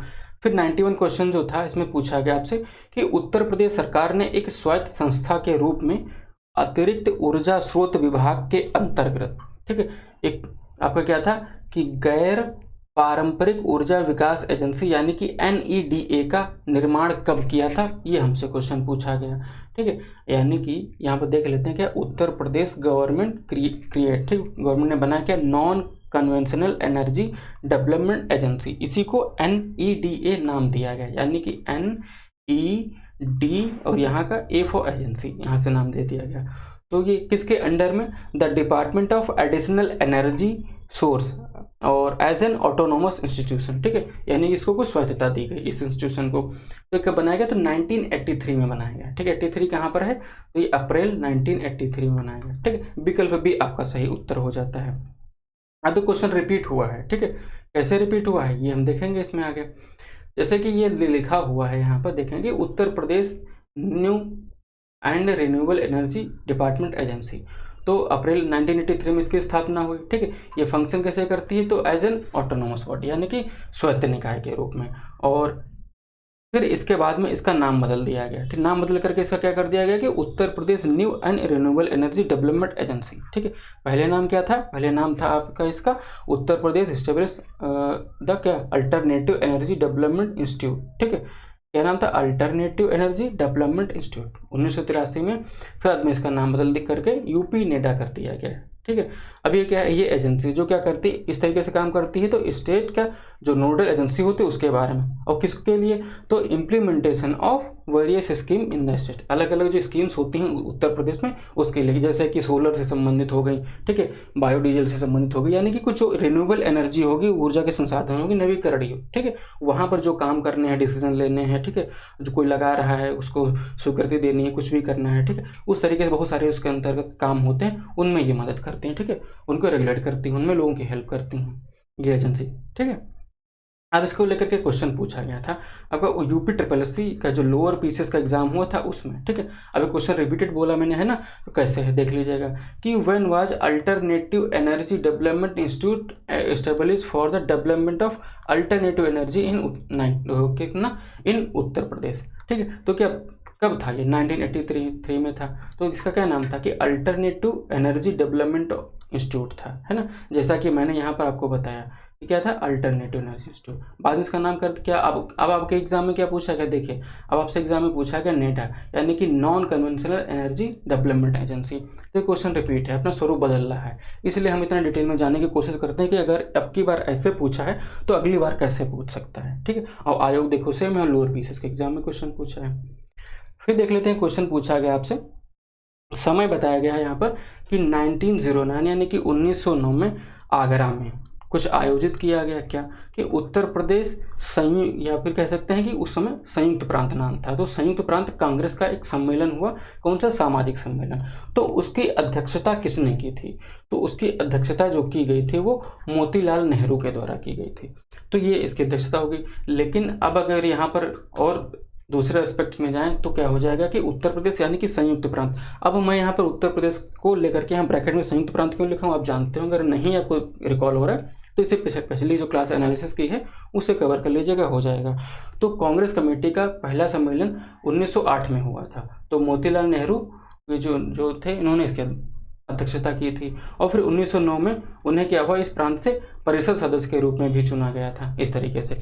अब 1909 में यहाँ पे जो लिखा हुआ है इसके बारे में देख लेते हैं कि 1909 में इन्होंने जो अध्यक्षता की थी, तो ये इम्पोर्टेंट क्यों हो जाता है, तो यहाँ पर इसलिए इम्पोर्टेंट हो जाता है, यहाँ पर लिखा है कि सामाजिक सम्मेलन, यानी कि जो समाज के कुछ पहलू थे, वहाँ के कुछ मतलब कह सकते हैं जो कुरीतियाँ थी, ठीक, महिलाओं को शिक्षा के लिए था, ठीक है, और उनके मान सम्मान के लिए था, और जातिगत जो समस्याएं थी, तो सबसे पहले इन्होंने जब सम्मेलन हुआ, ठीक है, उनमें इन सारे पॉइंट्स को शामिल किया गया कि जाति व्यवस्था को लेकर के, महिलाओं की समस्या को लेकर के, मतलब उनको समाज में दर्जे को लेकर के, ठीक है, छोटे बड़े का जो भी ये विरोध चल रहा था, है ना, जाति वर्ग का, तो इन सब पॉइंट्स को यहाँ पर शामिल किया गया। तो इसलिए जो ये आपका सामाजिक सम्मेलन होता है जो 1909 वाला, ये इंपॉर्टेंट हो जाता है, और इसीलिए आपसे एग्जाम में क्वेश्चन पूछा गया और उसके अध्यक्ष के बारे में पूछा गया, ये अध्यक्षता किसने की थी।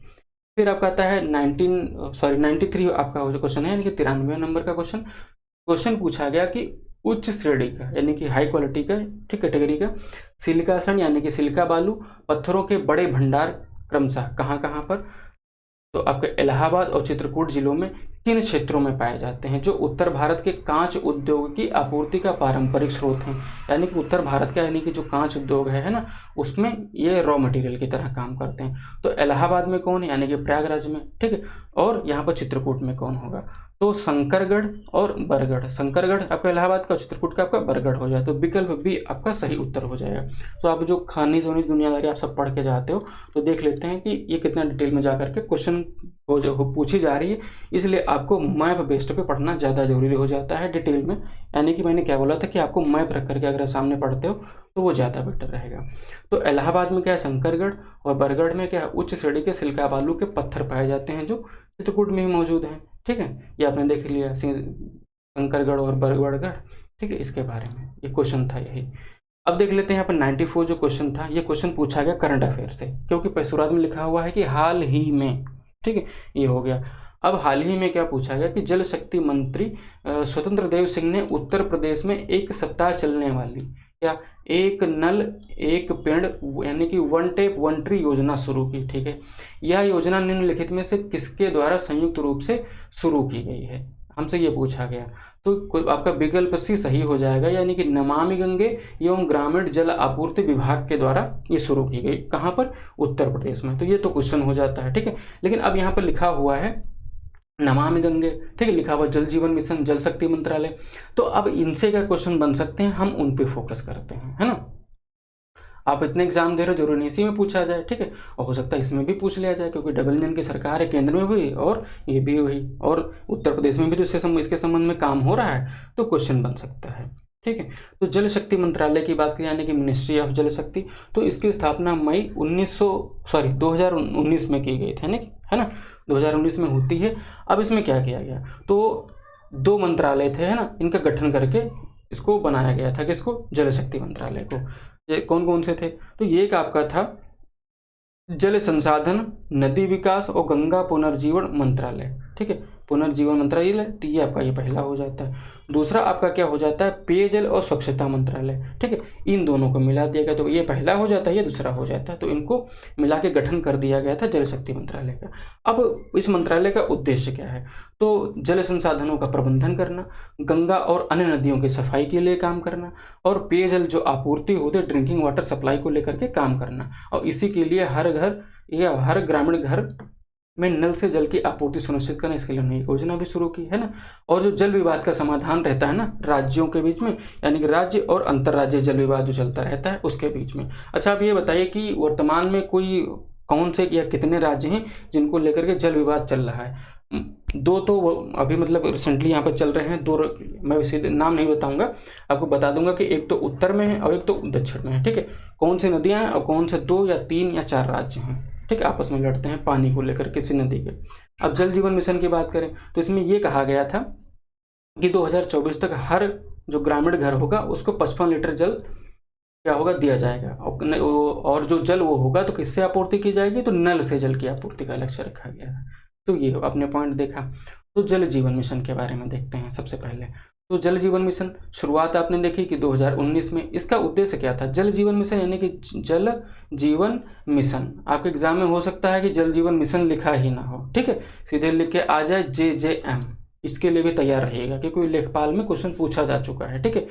इसी तरीके से JJM DDKY KKCC, अब कुछ भी वहाँ योजना का नाम नहीं लिखा है, मैच करो बैठ करके, ठीक है, सारी डिटेल बताओ, तो इसको भी कंसिडर करके चलना है।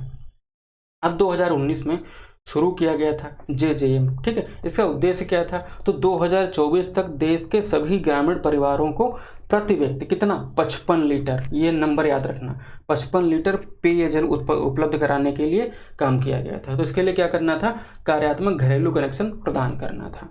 लेकिन यहाँ पर एक करंट अफेयर का पॉइंट आ जाता है कि जब बजट पेश किया गया केंद्र सरकार का, यानी कि 2025 और 26 का जब बजट आया, ठीक है, तो इस बजट में इसका जो परिव्यय था यानी कि खर्च था जल जीवन मिशन पर, इसको बढ़ा दिया गया, ठीक है।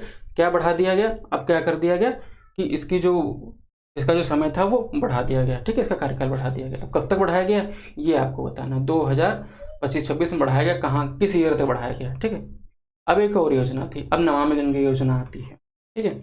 ये योजना कब शुरू की गई थी, तो नमामि गंगे योजना कहीं कहीं लिखा मिल जाता है आपका नमामि गंगे कार्यक्रम।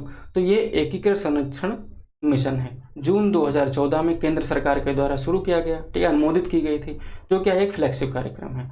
बजट परिवेश का 20,000 करोड़ था। उद्देश्य इनका था कि राष्ट्रीय जो गंगा नदी ये जो प्रदूषण का जो प्रभाव था उसको कम करना, संरक्षण और पुनरुद्धार के जो दोहरा उद्देश्य था इसको पूरा करना था। तो कुछ पॉइंट बस जो थे कि ये कब शुरू की गई, इनका नाम, इनका मतलब मकसद क्या था, फ्लैगशिप प्रोग्राम था, ठीक है, उद्देश्य क्या था, बस इस तरीके से आपको ध्यान रखना।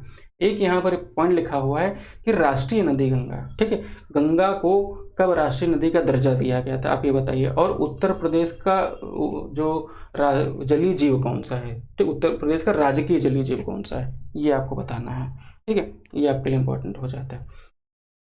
फिर एक क्वेश्चन पूछा गया कि हाल ही में, यानी कि करंट से क्वेश्चन आया, क्या पूछा गया कि नोएडा शासी निकाय ने किस सड़क का नाम बदलकर रामनाथ गोयनका मार्ग कर दिया है। तो करंट का क्वेश्चन है, आप देख सकते हैं। तो ये जो विकल्प भी दिया गया है, इस रोड का नाम था पहले अमलतास रोड, इसका नाम बदल करके इन्होंने क्या कर दिया कि रामनाथ गोयनका मार्ग कर दिया गया। अब इसके लिए जो बन सकता है क्वेश्चन या इन्फॉर्मेशन, उस पर हम फोकस करते हैं।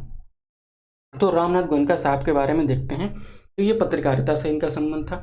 जो आपने यहाँ पर जो इंडियन एक्सप्रेस जानते हैं ना, यहाँ पर लिखा हुआ भारतीय एक्सप्रेस, तो इंडियन एक्सप्रेस, ठीक है, इंडियन एक्सप्रेस देखते हैं ना, न्यूज़पेपर आता है, उसकी स्थापना इन्होंने की थी 1932 में, शुरुआत किया था इन्होंने। जो बाद में भारत का प्रमुख आपका जो अंग्रेजी अखबार बना, ठीक है, इंग्लिश पेपर बना, डेली न्यूज़ वाला, इस तरीके से। अब ये मतलब इनका योगदान क्या था कि आपातकाल के दौरान इन्होंने कुछ मतलब बोल्ड स्टेप लिए थे। कौन कौन से, कि 1975 में आपातकाल के दौरान सेंसरशिप का इन्होंने विरोध किया था, ठीक है, और इन्होंने क्या किया कि अखबार का जो पहला पेज था वहाँ पर खाली कॉलम प्रकाशित किए थे, ठीक है। तो जो स्वतंत्र प्रेस जो थे उसके प्रति उनकी प्रतिबद्धता का यह प्रतीक बन गया। बस ये एक पॉइंट था जिसके लिए ज़्यादा फेमस है। बाकी इन्होंने भी और भी काम किए। तो पुरस्कार सम्मान की बात करें, ठीक है, तो पुरस्कार सम्मान के बारे में तो Ramnath Goenka excellence and journalism जो अवार्ड है, मतलब ये पूछा नहीं जाएगा, लेकिन हो सकता है कि कभी पूछ ले कि ये जो अवार्ड है इस नाम का अवार्ड है तो इस साल किसको दिया गया, तो अभी ऐसा कुछ यहाँ पर नहीं शामिल है। तो जितना जो था हमने बता दिया, बस इतना ही स्टोरी इसलिए डाल देते हैं कि हाँ अगर ये पॉइंट याद तो शायद था, इतने इंपॉर्टेंट थे, इतने महान थे कि पुरस्कार भी इनके नाम पर रखा गया, सड़क का नाम भी बदल दिया गया और उत्तर प्रदेश में बदल दिया गया, तो कहीं ना कहीं आपके आने वाले जो पेपर हैं उनके लिए भी संभावना बढ़ जाती है। तो रामनाथ गोयनका जी के बारे में आपने देख लिया। फिर आपका आता है क्वेश्चन नंबर 96। क्वेश्चन क्या है कि वीर अब्दुल हमीद फॉरेस्ट वन्यजीव एवं पर्यावरण संरक्षण पुरस्कार योजना, ठीक है, इतना ये योजना है और ये योजना का नाम है, ठीक है। किस वर्ष शुरू की गई थी, तो ये शुरू की गई थी आपकी 2012-13 में। 2012-13 में योजना शुरू होती है और इस योजना को शुरू किया था मायावती सरकार ने, ठीक है। मायावती सरकार ने शुरू किया था, फिर उसके बाद में जब सपा की सरकार आई तो उन्होंने इसका नाम बदल करके, तब इसका नाम था, उन्होंने नाम रखा था उनके जो मान्यवर कांशीराम है तो शायद उसके उन्होंने उनके नाम पर रखा था, ठीक है। फिर बाद में इन्होंने क्या किया कि इन्होंने नाम बदल करके वीर अब्दुल हमीद फॉरेस्ट कर दिया गया इस योजना को, वन्यजीव एवं पर्यावरण संरक्षण पुरस्कार, ठीक है। यहाँ पर लिखा मान्यवर कांशीराम के नाम पर पहले रखा गया था, फिर उसके बाद 2012 में इसका नाम बदल करके वीर अब्दुल हमीद के नाम पर रख दिया गया। अब इस योजना में क्या किया जाता है कि अलग अलग कैटेगरी डिसाइड की गई हैं, जो पर्यावरण में और वन्य जीव में जो अपना योगदान देते हैं उनको हर साल पुरस्कार किया जाता है, उनके जो काम होते हैं उनको बढ़ावा दिया जाता है, उसी के लिए ये योजना शुरू की गई थी। अब यहाँ पर एक नाम आया वीर अब्दुल हमीद साहब के बारे में, तो इनको आप जानते होंगे, ठीक है। तो जुलाई 1933 में इनका जन्म हुआ था, कहाँ पर, धामोपुर गांव में, और जिला कौन सा था, तो गाजीपुर का जिला था उत्तर प्रदेश का। अब उत्तर प्रदेश के जो हमारे जो वीर शहीद हैं, ठीक है, और जो भी महान व्यक्तित्व हैं तो उनके बारे में क्वेश्चन बनते हैं, ठीक है, और लगातार पूछे भी जा रहे हैं और वैसे भी हमको जानना जरूरी रहता चाहिए, ठीक है। और इनकी मृत्यु कब होती, तो 1965 में जब युद्ध हो रहा होता है ना, वहाँ पर इनकी मृत्यु हो जाती है, यानी कि शहीद हो जाते हैं। अब ये क्या थे, सैनिक थे, ठीक है। 1965 में भारत पाकिस्तान का युद्ध हो रहा था तो उन्होंने अपनी वीरता का प्रदर्शन किया था। तो इस तरीके से एक जो तोप होती है, इसको लेकर के उन्हें जो अमेरिका ने जो पाकिस्तान को जो टैंक दिए थे उनको उड़ा दिया था, मतलब कहते जिनको कोई मतलब कुछ कर नहीं सकता, तो इन्होंने इतना मतलब कह सकते हैं इतने तरीके से दुश्मनों को हराया था, ठीक है। तो मरणोपरांत इनको क्या किया गया कि सबसे बड़ा जो सैन्य सम्मान था परमवीर चक्र, उससे इन्होंने उनको सम्मानित किया गया था, वीर अब्दुल हमीद साहब को, ठीक है। तो इनके बारे में आपने देख लिया। तो एक जिला यहाँ पर आया गाजीपुर जिला। तो गाजीपुर जिला के लिए हमने इससे पहले भी क्लास में कवर किया था कि क्या इंपॉर्टेंट है, जो हम वहाँ नहीं कवर कर पाए थे वो यहाँ पर कवर कर ले रहे हैं। तो गाजीपुर वाली लोकेशन, ये वाला जिला देखिए यहाँ पर आपको दिख रहा होगा, ठीक है।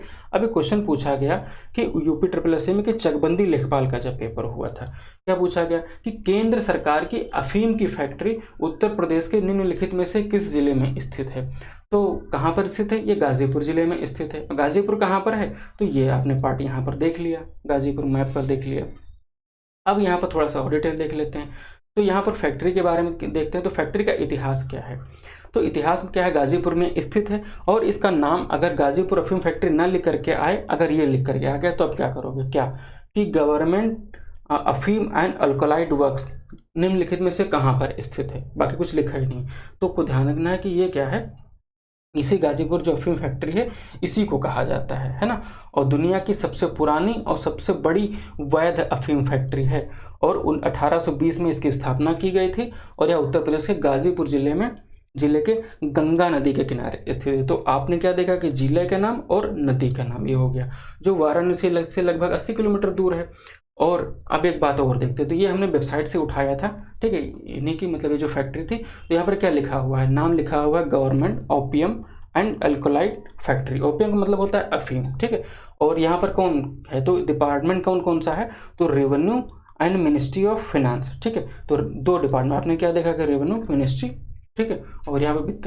तो आपने क्या देख लिया, फैक्ट्री भारत सरकार के वित्त मंत्रालय के अधीन काम करती है और इसका संचालन कौन करता है, तो केंद्रीय उत्पाद शुल्क विभाग के माध्यम से होता है और इसकी रक्षा के लिए यहाँ पर CRPF भी अपना काम करती है, ठीक है। तो इस तरीके से अगर आप देखोगे ना, ये फैक्ट्री यहाँ पर कुछ तरीके से दिखेगी और देखो यहाँ पर लिखा हुआ है ओपियम फैक्ट्री गाजीपुर, इस तरीके से गेट पर यहाँ पर है ना। तो इसका अपना बहुत बड़ा योगदान रहा है। अब इस तरीके से ये इतना मतलब क्या कह सकते हैं कि इतना इंपॉर्टेंट क्यों हो जाती है, तो यहाँ पर जो अफीम निकलती है तो जो बहुत सारी जो दवाएं होती हैं ना, दवाएं बनाने के काम आती है, तो इसको गवर्नमेंट रेगुलेट करती है, ठीक है, कि जो भी अफीम पैदा हो उसका मतलब यहाँ पर अच्छे से प्रोसेस किया जाए, तैयार किया जाए, उसके बाद में उसको दवा बनाने में मेडिकल सेक्टर में ज़्यादा यूज़ होता है, इस पर रिसर्च होती है, ठीक है, इसलिए इन पर ज़्यादा फोकस रहता है। इंपॉर्टेंट हो जाती है। और ये भी उत्तर प्रदेश में स्थित है, तो जिले का नाम और स्थापना वर्ष ये आपके लिए इंपॉर्टेंट हो जाता है। ठीक है, तो स्थापना वर्ष आपने देखा, क्वेश्चन भी पूछा गया उसको आपने देखा। अब 97 नंबर क्वेश्चन है, ये पूछा गया था इसमें कि कानपुर में एक स्थित है अभी भी, क्या नाम है उसका, लाल इमली मिल, ठीक है, किस प्रकार के वस्त्र के लिए प्रसिद्ध थी। तो ये क्वेश्चन था। अब इसके बारे में इंफॉर्मेशन क्या है, तो लाल इमली मिल अगर कानपुर जो वो लोग जानते भी होंगे, ठीक है, तो इस तरीके से जब बगल से गुजरोगे तो ये इस पर लिखा हुआ है लाल इमली मिल फैक्ट्री। ठीक है, अब ये जो फैक्ट्री थी तो आपका 1876 में जब ब्रिटिश काल था उस समय क्या ब्रिटिशर्स ने इसको शुरू किया था। 5 लगभग अंग्रेज थे, उनके द्वारा ये शुरू की गई थी। अब 5 अंग्रेज जो थे जिनके द्वारा ये शुरू की गई थी, ठीक है, तो यहाँ पर कौन कौन से थे जिनके नाम लिखे हैं, तो वो हमारे लिए इंपॉर्टेंट नहीं। अब इन्होंने इसका नाम क्या दिया, ठीक है, नाम क्या लिखा, तो लिखा था कानपुर वूलन मिल्स। ठीक है, यानी कि ये किससे संबंधित है, तो ये जो वूलन कपड़े होते हैं, यानी कि गर्म कपड़े होते हैं, ठीक है, यानी कि ऊनी कपड़े, तो उसके लिए फेमस है। अब यहाँ पर जो ब्रिटिश जो सेना थी उसके लिए ऊनी कपड़े बनाते थे। कहा जाता है कि जब द्वितीय विश्व युद्ध चल रहा था तब इन्होंने क्या किया था, अपने कपड़े बनाए थे, है ना, और तब भी मतलब वहाँ पर उनको ये दिए जाते थे जो ब्रिटिश जो सैनिक थे उनके लिए, ये था। अब यहाँ पर क्या क्या बनाते थे, तो आपके क्या ऊनी कपड़े, स्वेटर, मफलर, जो भी इस तरीके से थे। और खासकर जो हमारे लिए इंपॉर्टेंट होता है तो वो जो सैनिक जो थे सोल्जर्स थे उनकी वर्दियाँ बनाई जाती थी। विशेषता इसकी ये थी कि ऑस्ट्रेलिया से जो मरीनो भेड़ थी वो ऊन से बने जो गर्म कपड़े जो थे, जो सियाचिन, लद्दाख जैसे ठंड क्षेत्रों में सैनिकों के लिए भेजे जाते थे, उपयोगी होते थे। यानी कि जो रॉ मटेरियल आता था, कह सकते हैं कि ऑस्ट्रेलिया से भी मतलब आता था।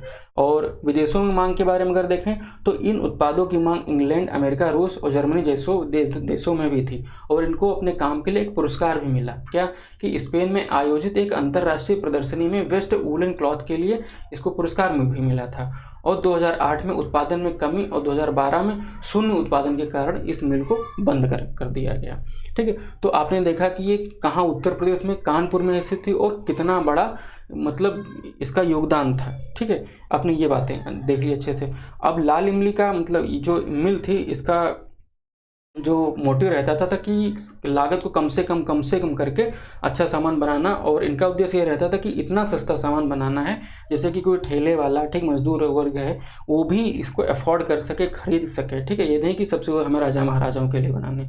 लेकिन जब ये शुरू की गई तो पहले जो अंग्रेज थे तो उनके जो सैनिक होते थे उनके लिए ऊनी कपड़े बना सकें, है ना, उनके लिए था। फिर उसके बाद में जो वर्ल्ड वार था उनमें भी उनके वहाँ जो सैनिक काम करते थे उनके लिए, फिर उसके बाद में हमारे देश के लिए भी जो वो आम आदमी था और सेना थी उनके लिए भी इन्होंने अपने कपड़े बने, अपना योगदान इस फैक्ट्री ने दिया था। ठीक है, तो इतना मतलब कह सकते हैं ग्लोरियस हिस्ट्री है इसकी, तो हमें जानना जरूरी हो जाता है। ठीक है, उम्मीद है अब आपको कहीं लिखा भी मिल सकता है और अब याद भी रख सकते हैं आप इसको इस तरीके से। तो जिसके बारे में, इस फैक्ट्री के बारे में जितना जाना जाए, अगर आप यूपी से हैं, यूपी के बारे में पढ़ रहे हैं, उतना ही कम है, क्योंकि हमें ऐसी चीज़ों को ध्यान रखना चाहिए। और इस फैक्ट्री से लोगों को इतना लगाव है कि अभी भी जो इसमें वर्कर हैं, काम करते हैं, जाते हैं, टहलते हैं, चले जाते हैं। और कुछ लोग इस फैक्ट्री के बाहर अपनी छोटी छोटी दुकानें लगाते हैं, कपड़े बेचते हैं। ठीक है, इस तरीके से तो एक अपना मतलब इमोशनल टच है इस फैक्ट्री से, कह सकते हैं, क्योंकि इसका अपना अलग योगदान रहा है लोगों की ज़िंदगी चलाने में, लोगों को रोज़गार देने में। तो रोज़गार कितना महत्वपूर्ण होता है और कैसे क्या फैमिली चलती है, तो यहाँ पर मतलब थोड़ा सा रिलेट कर सकते हैं अगर आप कहीं देखेंगे तो। फिर क्या हुआ कि 98 नंबर जो क्वेश्चन है उसमें पूछा गया कि उत्तर प्रदेश IT, टेक्सटाइल, वस्त्र, हस्तशिल्प और गैर पारंपरिक ऊर्जा जैसे विभिन्न क्षेत्रों को पूरा करने के लिए राज्य में SEZ यानी कि स्पेशल इकोनॉमिक जोन यानी कि विशेष आर्थिक जो क्षेत्र थे उनको मंजूरी दी है। ठीक है, तो कितने हैं, तो ये आपको बताना था, तो 31 है। ठीक है, ये बस यही था। अब जो यहाँ पर आया कि SEZ आपको पता है तो ठीक है, नहीं पता तो हम बता रहे हैं आपको, रिवाइज हो जाएगा। तो कितने नंबर्स हैं यूपी में आपने देख लिया, 31 है। अब हम देख लेते हैं SEZ होते क्या हैं। कभी कभी आपको SEZ नहीं लिखा होगा, आपको सेज लिखा आएगा। ठीक है, तो आपको कोई और सेज मत समझ लेना, ये दूसरी सेज है। ठीक है, जिसके बारे में हम यहाँ पर जानने की कोशिश करते हैं। अब यहाँ पर क्या लिखा हुआ है, सेज। ठीक है, यानी कि स्पेशल इकोनॉमिक जोन यानी कि विशेष आर्थिक क्षेत्र। ये क्या होते हैं, एक विशेष भौगोलिक क्षेत्र होता है जो सरकार द्वारा आर्थिक गतिविधियों के लिए प्रोत्साहित किया जाता है, जहाँ सामान्य भारत के कानूनों से कुछ छूट दी जाती है ताकि निवेश, व्यापार और निर्यात को बढ़ावा मिले। अब देखिए यहाँ पर कुछ जोन या क्षेत्र बना दिए जाते हैं सरकार के द्वारा, राज्य सरकार के द्वारा, केंद्र सरकार के द्वारा। उस क्षेत्र में अगर कोई काम होता है, कौन सा, जैसे कि कोई बाहर से आके निवेश वहाँ पर करेगा, पैसा लगाएगा, कोई व्यापार करेगा, कोई एक्सपोर्ट करेगा, तो उनको छूट दे दी जाएगी। जैसे कि कर में छूट दे दी गई, ठीक है, उनको किराए पर कुछ चाहिए वो छूट दे दी गई, उनको कुछ काम करना है और गवर्नमेंट के पास में से बिजली है, ठीक है, परिवहन है, उसमें छूट दे दी गई, लाइसेंस है, उस पर जल्दी से काम हो जाए। तो इस तरीके से कुछ छूट दे दी जाती है जिससे कि इन सबको बढ़ावा मिले। अब जब इन सबको बढ़ावा मिलेगा तो भारत में क्या होगा, विदेशी मुद्रा आएगी, ये काम ये होगा, दूसरे लोगों का रोजगार मिलेगा। जब ये सारे काम हो, जब विदेशी मुद्रा आ गई, लोगों का रोजगार हो गया, ठीक है, तो जो इंफ्रास्ट्रक्चर था ना, आधारभूत ढांचा था, उसको भी बढ़ावा मिलेगा, ठीक है। दोनों के सब सारी चीज़ें एक दूसरे से इंटरलिंक है। अब जब इतना सब हो रहा है तो क्या होगा, देश हो चाहे वो राज्य हो, उसकी जो अर्थव्यवस्था है यानी कि इकोनॉमी है वो क्या करेगी, ग्रो करेगी, यानी कि जीडीपी ग्रो करेगी, एसजीडीपी ग्रो करेगी, इस तरीके से है। तो इसलिए ये आर्थिक जो आपके जो विशेष आर्थिक क्षेत्र थे उनको बनाया गया। अब यहाँ पर एक क्वेश्चन आपसे जो बनता है वो क्या है कि भारत में पहला विशेष आर्थिक क्षेत्र नीति की घोषणा कब की गई थी, यानी कि पहली जो थी तो आपके अप्रैल 2000 में, ठीक है, ये ध्यान रखना।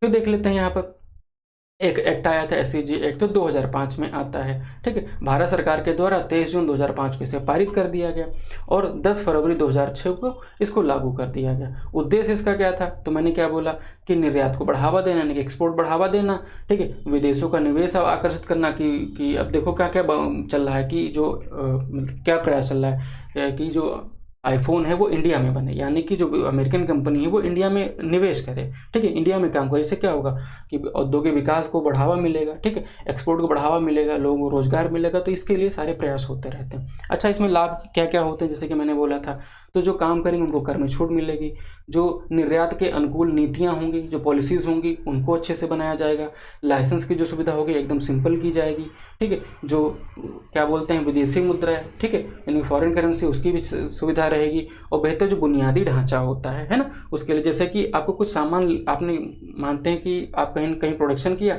और मार्केट में उसको लेके जाना, तो विशेष ढांचे में क्या होता है कि रोड आ जाती है, आपकी ट्रकें आ जाती हैं, सब कुछ आ जाता है। जब रोड ही अच्छी नहीं होगी तो आप सामान आज लेके चलोगे, एक हफ्ते बाद पहुँचोगे, तो कुछ दिन बाद कहोगे नहीं ये सब बंद ही हो जाए तो ज़्यादा बेटर है ना, क्योंकि इसमें प्रॉफिट नहीं हो रहा है, टाइम ज़्यादा लग रहा है। तो जब बुनियादी ढांचा बेहतर होगा, रोड अच्छी होगी, ठीक, कनेक्टिविटी अच्छी होगी, ठीक है, और माल का आवागमन, लोगों से बातचीत, सब कुछ अच्छा हो पाएगा। तो ये सारी चीज़ें, ये जो क्षेत्र बनाए जाते हैं इनमें शामिल किए जाते हैं, इसके अंदर बनाया जाता है ये सारी चीज़ें, है ना। आपको ये बताना कि एशिया का सबसे पहला जो SEZ जो बनाया गया था वो कब बनाया गया था और कहाँ बनाया गया था, ठीक है, क्या भारत में बनाया गया था, आपके लिए इंपॉर्टेंट पॉइंट है, ठीक है। अब देखते हैं क्वेश्चन पूछा गया 99। तो क्वेश्चन था कि लखनऊ में स्थित है क्या रूमी दरवाज़ा, तो इसकी ऊंचाई कितनी है, तो इसकी ऊंचाई हो जाती है 60 मीटर, ठीक है। रूमी दरवाज़ा कौन था, ये आपका रूमी दरवाज़ा हो जाता है जमीन से लेकर के ये अपना यहाँ से यहाँ तक है। पहले तो इसके बीच से होकर के गाड़ियाँ या लोग गुजर सकते थे, लेकिन अब इसको क्या कर दिया गया, अब इसको इस तरीके से यहाँ से ब्लॉक कर दिया गया, अब इसके साइड से होकर के जाते आते हैं, है ना। पुराने लोग पहले से आते जाते थे तो ये जो रास्ते हैं इनमें, लेकिन अब क्या है, इस समय वर्तमान में बंद चल रहा है। अब यहाँ पर क्या दिया गया कि रूमी दरवाज़ा जो है उत्तर प्रदेश के लखनऊ में स्थित है। अब इसको तुर्की गेट के नाम से भी जाना जाता है। इसे कब बनाया गया था, तो इसे बनाया गया था 1784 में। बनवाया किसने था, तो अवध के नवाब थे आसफुद्दौला, उनके द्वारा बनाया गया था। लंबाई कितनी है, तो इसकी लंबाई जो है वो 60 फीट लंबा कहीं लिखा जाता है कहीं है ना, इस तरीके से। सॉरी, यहाँ पे 60 मीटर लिखा हुआ है, माफी चाहूँगा, 60 मीटर लिखा हो तो आपको यहाँ पर फीट करना है, ठीक है, विकल्प बी सही रहेगा, कोई मीटर और फीट दोनों दे दिया गया, ठीक है। फिर यहाँ पर किसका नमूना है, तो अवधि जो वास्तुकला है उसका एक बेहतरीन एग्जाम्पल है। इस दरवाजे का नामकरण जो 13वीं सदी के एक जो सूफी फ़कीर थे, ठीक है, जैसे कि साधु संत होते वैसे इनमें क्या होते थे, सूफी फ़कीर होते, ठीक है, अपने इनके नवाब जो थे अवध के, तो उनका नाम क्या था कि जलाल अद दीन मोहम्मद रूमी, ठीक, उन्हीं के नाम पर ही रख दिया गया। तो इतना डिटेल में नहीं जाएगा, लेकिन अगर आपके दिमाग में इतनी स्टोरी रहेगी, ठीक है, तो ये टाइम पीरियड, अब जब ये ऊंचाई भी पूछ लिए हैं कि यहाँ कितने मीटर में थी कि फिट में थी, तो कुछ मतलब डिटेल समझ सकते हैं आप, ठीक है, बाकी हमें एक्सप्लेन करने की जरूरत नहीं। फिर देखो अब क्या था, एक क्वेश्चन पूछा गया, आपका लास्ट क्वेश्चन है कि लखनऊ स्थित बाल संग्रहालय यानी कि चिल्ड्रन म्यूजियम की स्थापना किस वर्ष की गई थी। तो लखनऊ में स्थित है, इन्होंने पहले लिख दिया, ठीक है, और संग्रहालय का नाम इन्होंने लिख दिया, यानी कि जो आप याद करके जाते थे, जो ये पूछते थे वो सब कुछ इन्होंने क्वेश्चन में लिख दिया। अब आप बताइए कब हुई थी, तो विकल्प डी सही हो जाएगा, 1957 में हुई थी। अब 1957 में होती है क्या, मोतीलाल नेहरू बाल संग्रहालय, कहाँ पर, लखनऊ में स्थित है, ये आप यहाँ पर देख पा रहे होंगे, है ना। और बाहर से देखेंगे, अगर ऐसे देखेंगे तो इस तरीके से कुछ दिखेगा। अब ये लखनऊ में स्थित है। इसके संस्थापक कौन है? तो इसका संस्थापक है ट्रस्ट। ट्रस्ट का नाम क्या है? तो मोतीलाल नेहरू मेमोरियल ट्रस्ट है। अब लखनऊ में कहाँ पर स्थित है? तो चारबाग में स्थित है। अब मुझे चारबाग बताने की जरूरत यहाँ पर क्या थी? तो ये क्वेश्चन आपके यूपी SSS के द्वारा यानी कि आयोग के द्वारा ही पूछा गया। इसमें पूछा गया कि लखनऊ में कोई संस्थान था, तो वो लखनऊ में स्थित है। तो लखनऊ में कहाँ स्थित है? ऑप्शन दिया गया, लालबाग, चारबाग, ठीक है, इस तरीके से आलमबाग, और मतलब इस तरीके से आप देखोगे PYQ में आपको क्वेश्चन मिल जाएगा। तो इसलिए हम इसको पैटर्न के अकॉर्डिंग इसको कवर करने की हमने कोशिश की। ठीक है, तो ये क्लास आपकी यहाँ पर कंप्लीट होती है। बाकी कुछ भी चीज़ें कोई डाउट है तो आप हमें कमेंट बॉक्स में बता दीजिएगा। टेलीग्राम पे क्विज़ेस या क्वेश्चन करने के लिए आप हमसे जुड़ सकते हैं, है ना। तो हमारे साथ यहाँ तक बने रहने के लिए आपका बहुत बहुत आभार, बहुत बहुत धन्यवाद। मिलते हैं आपको अगले सेशन में।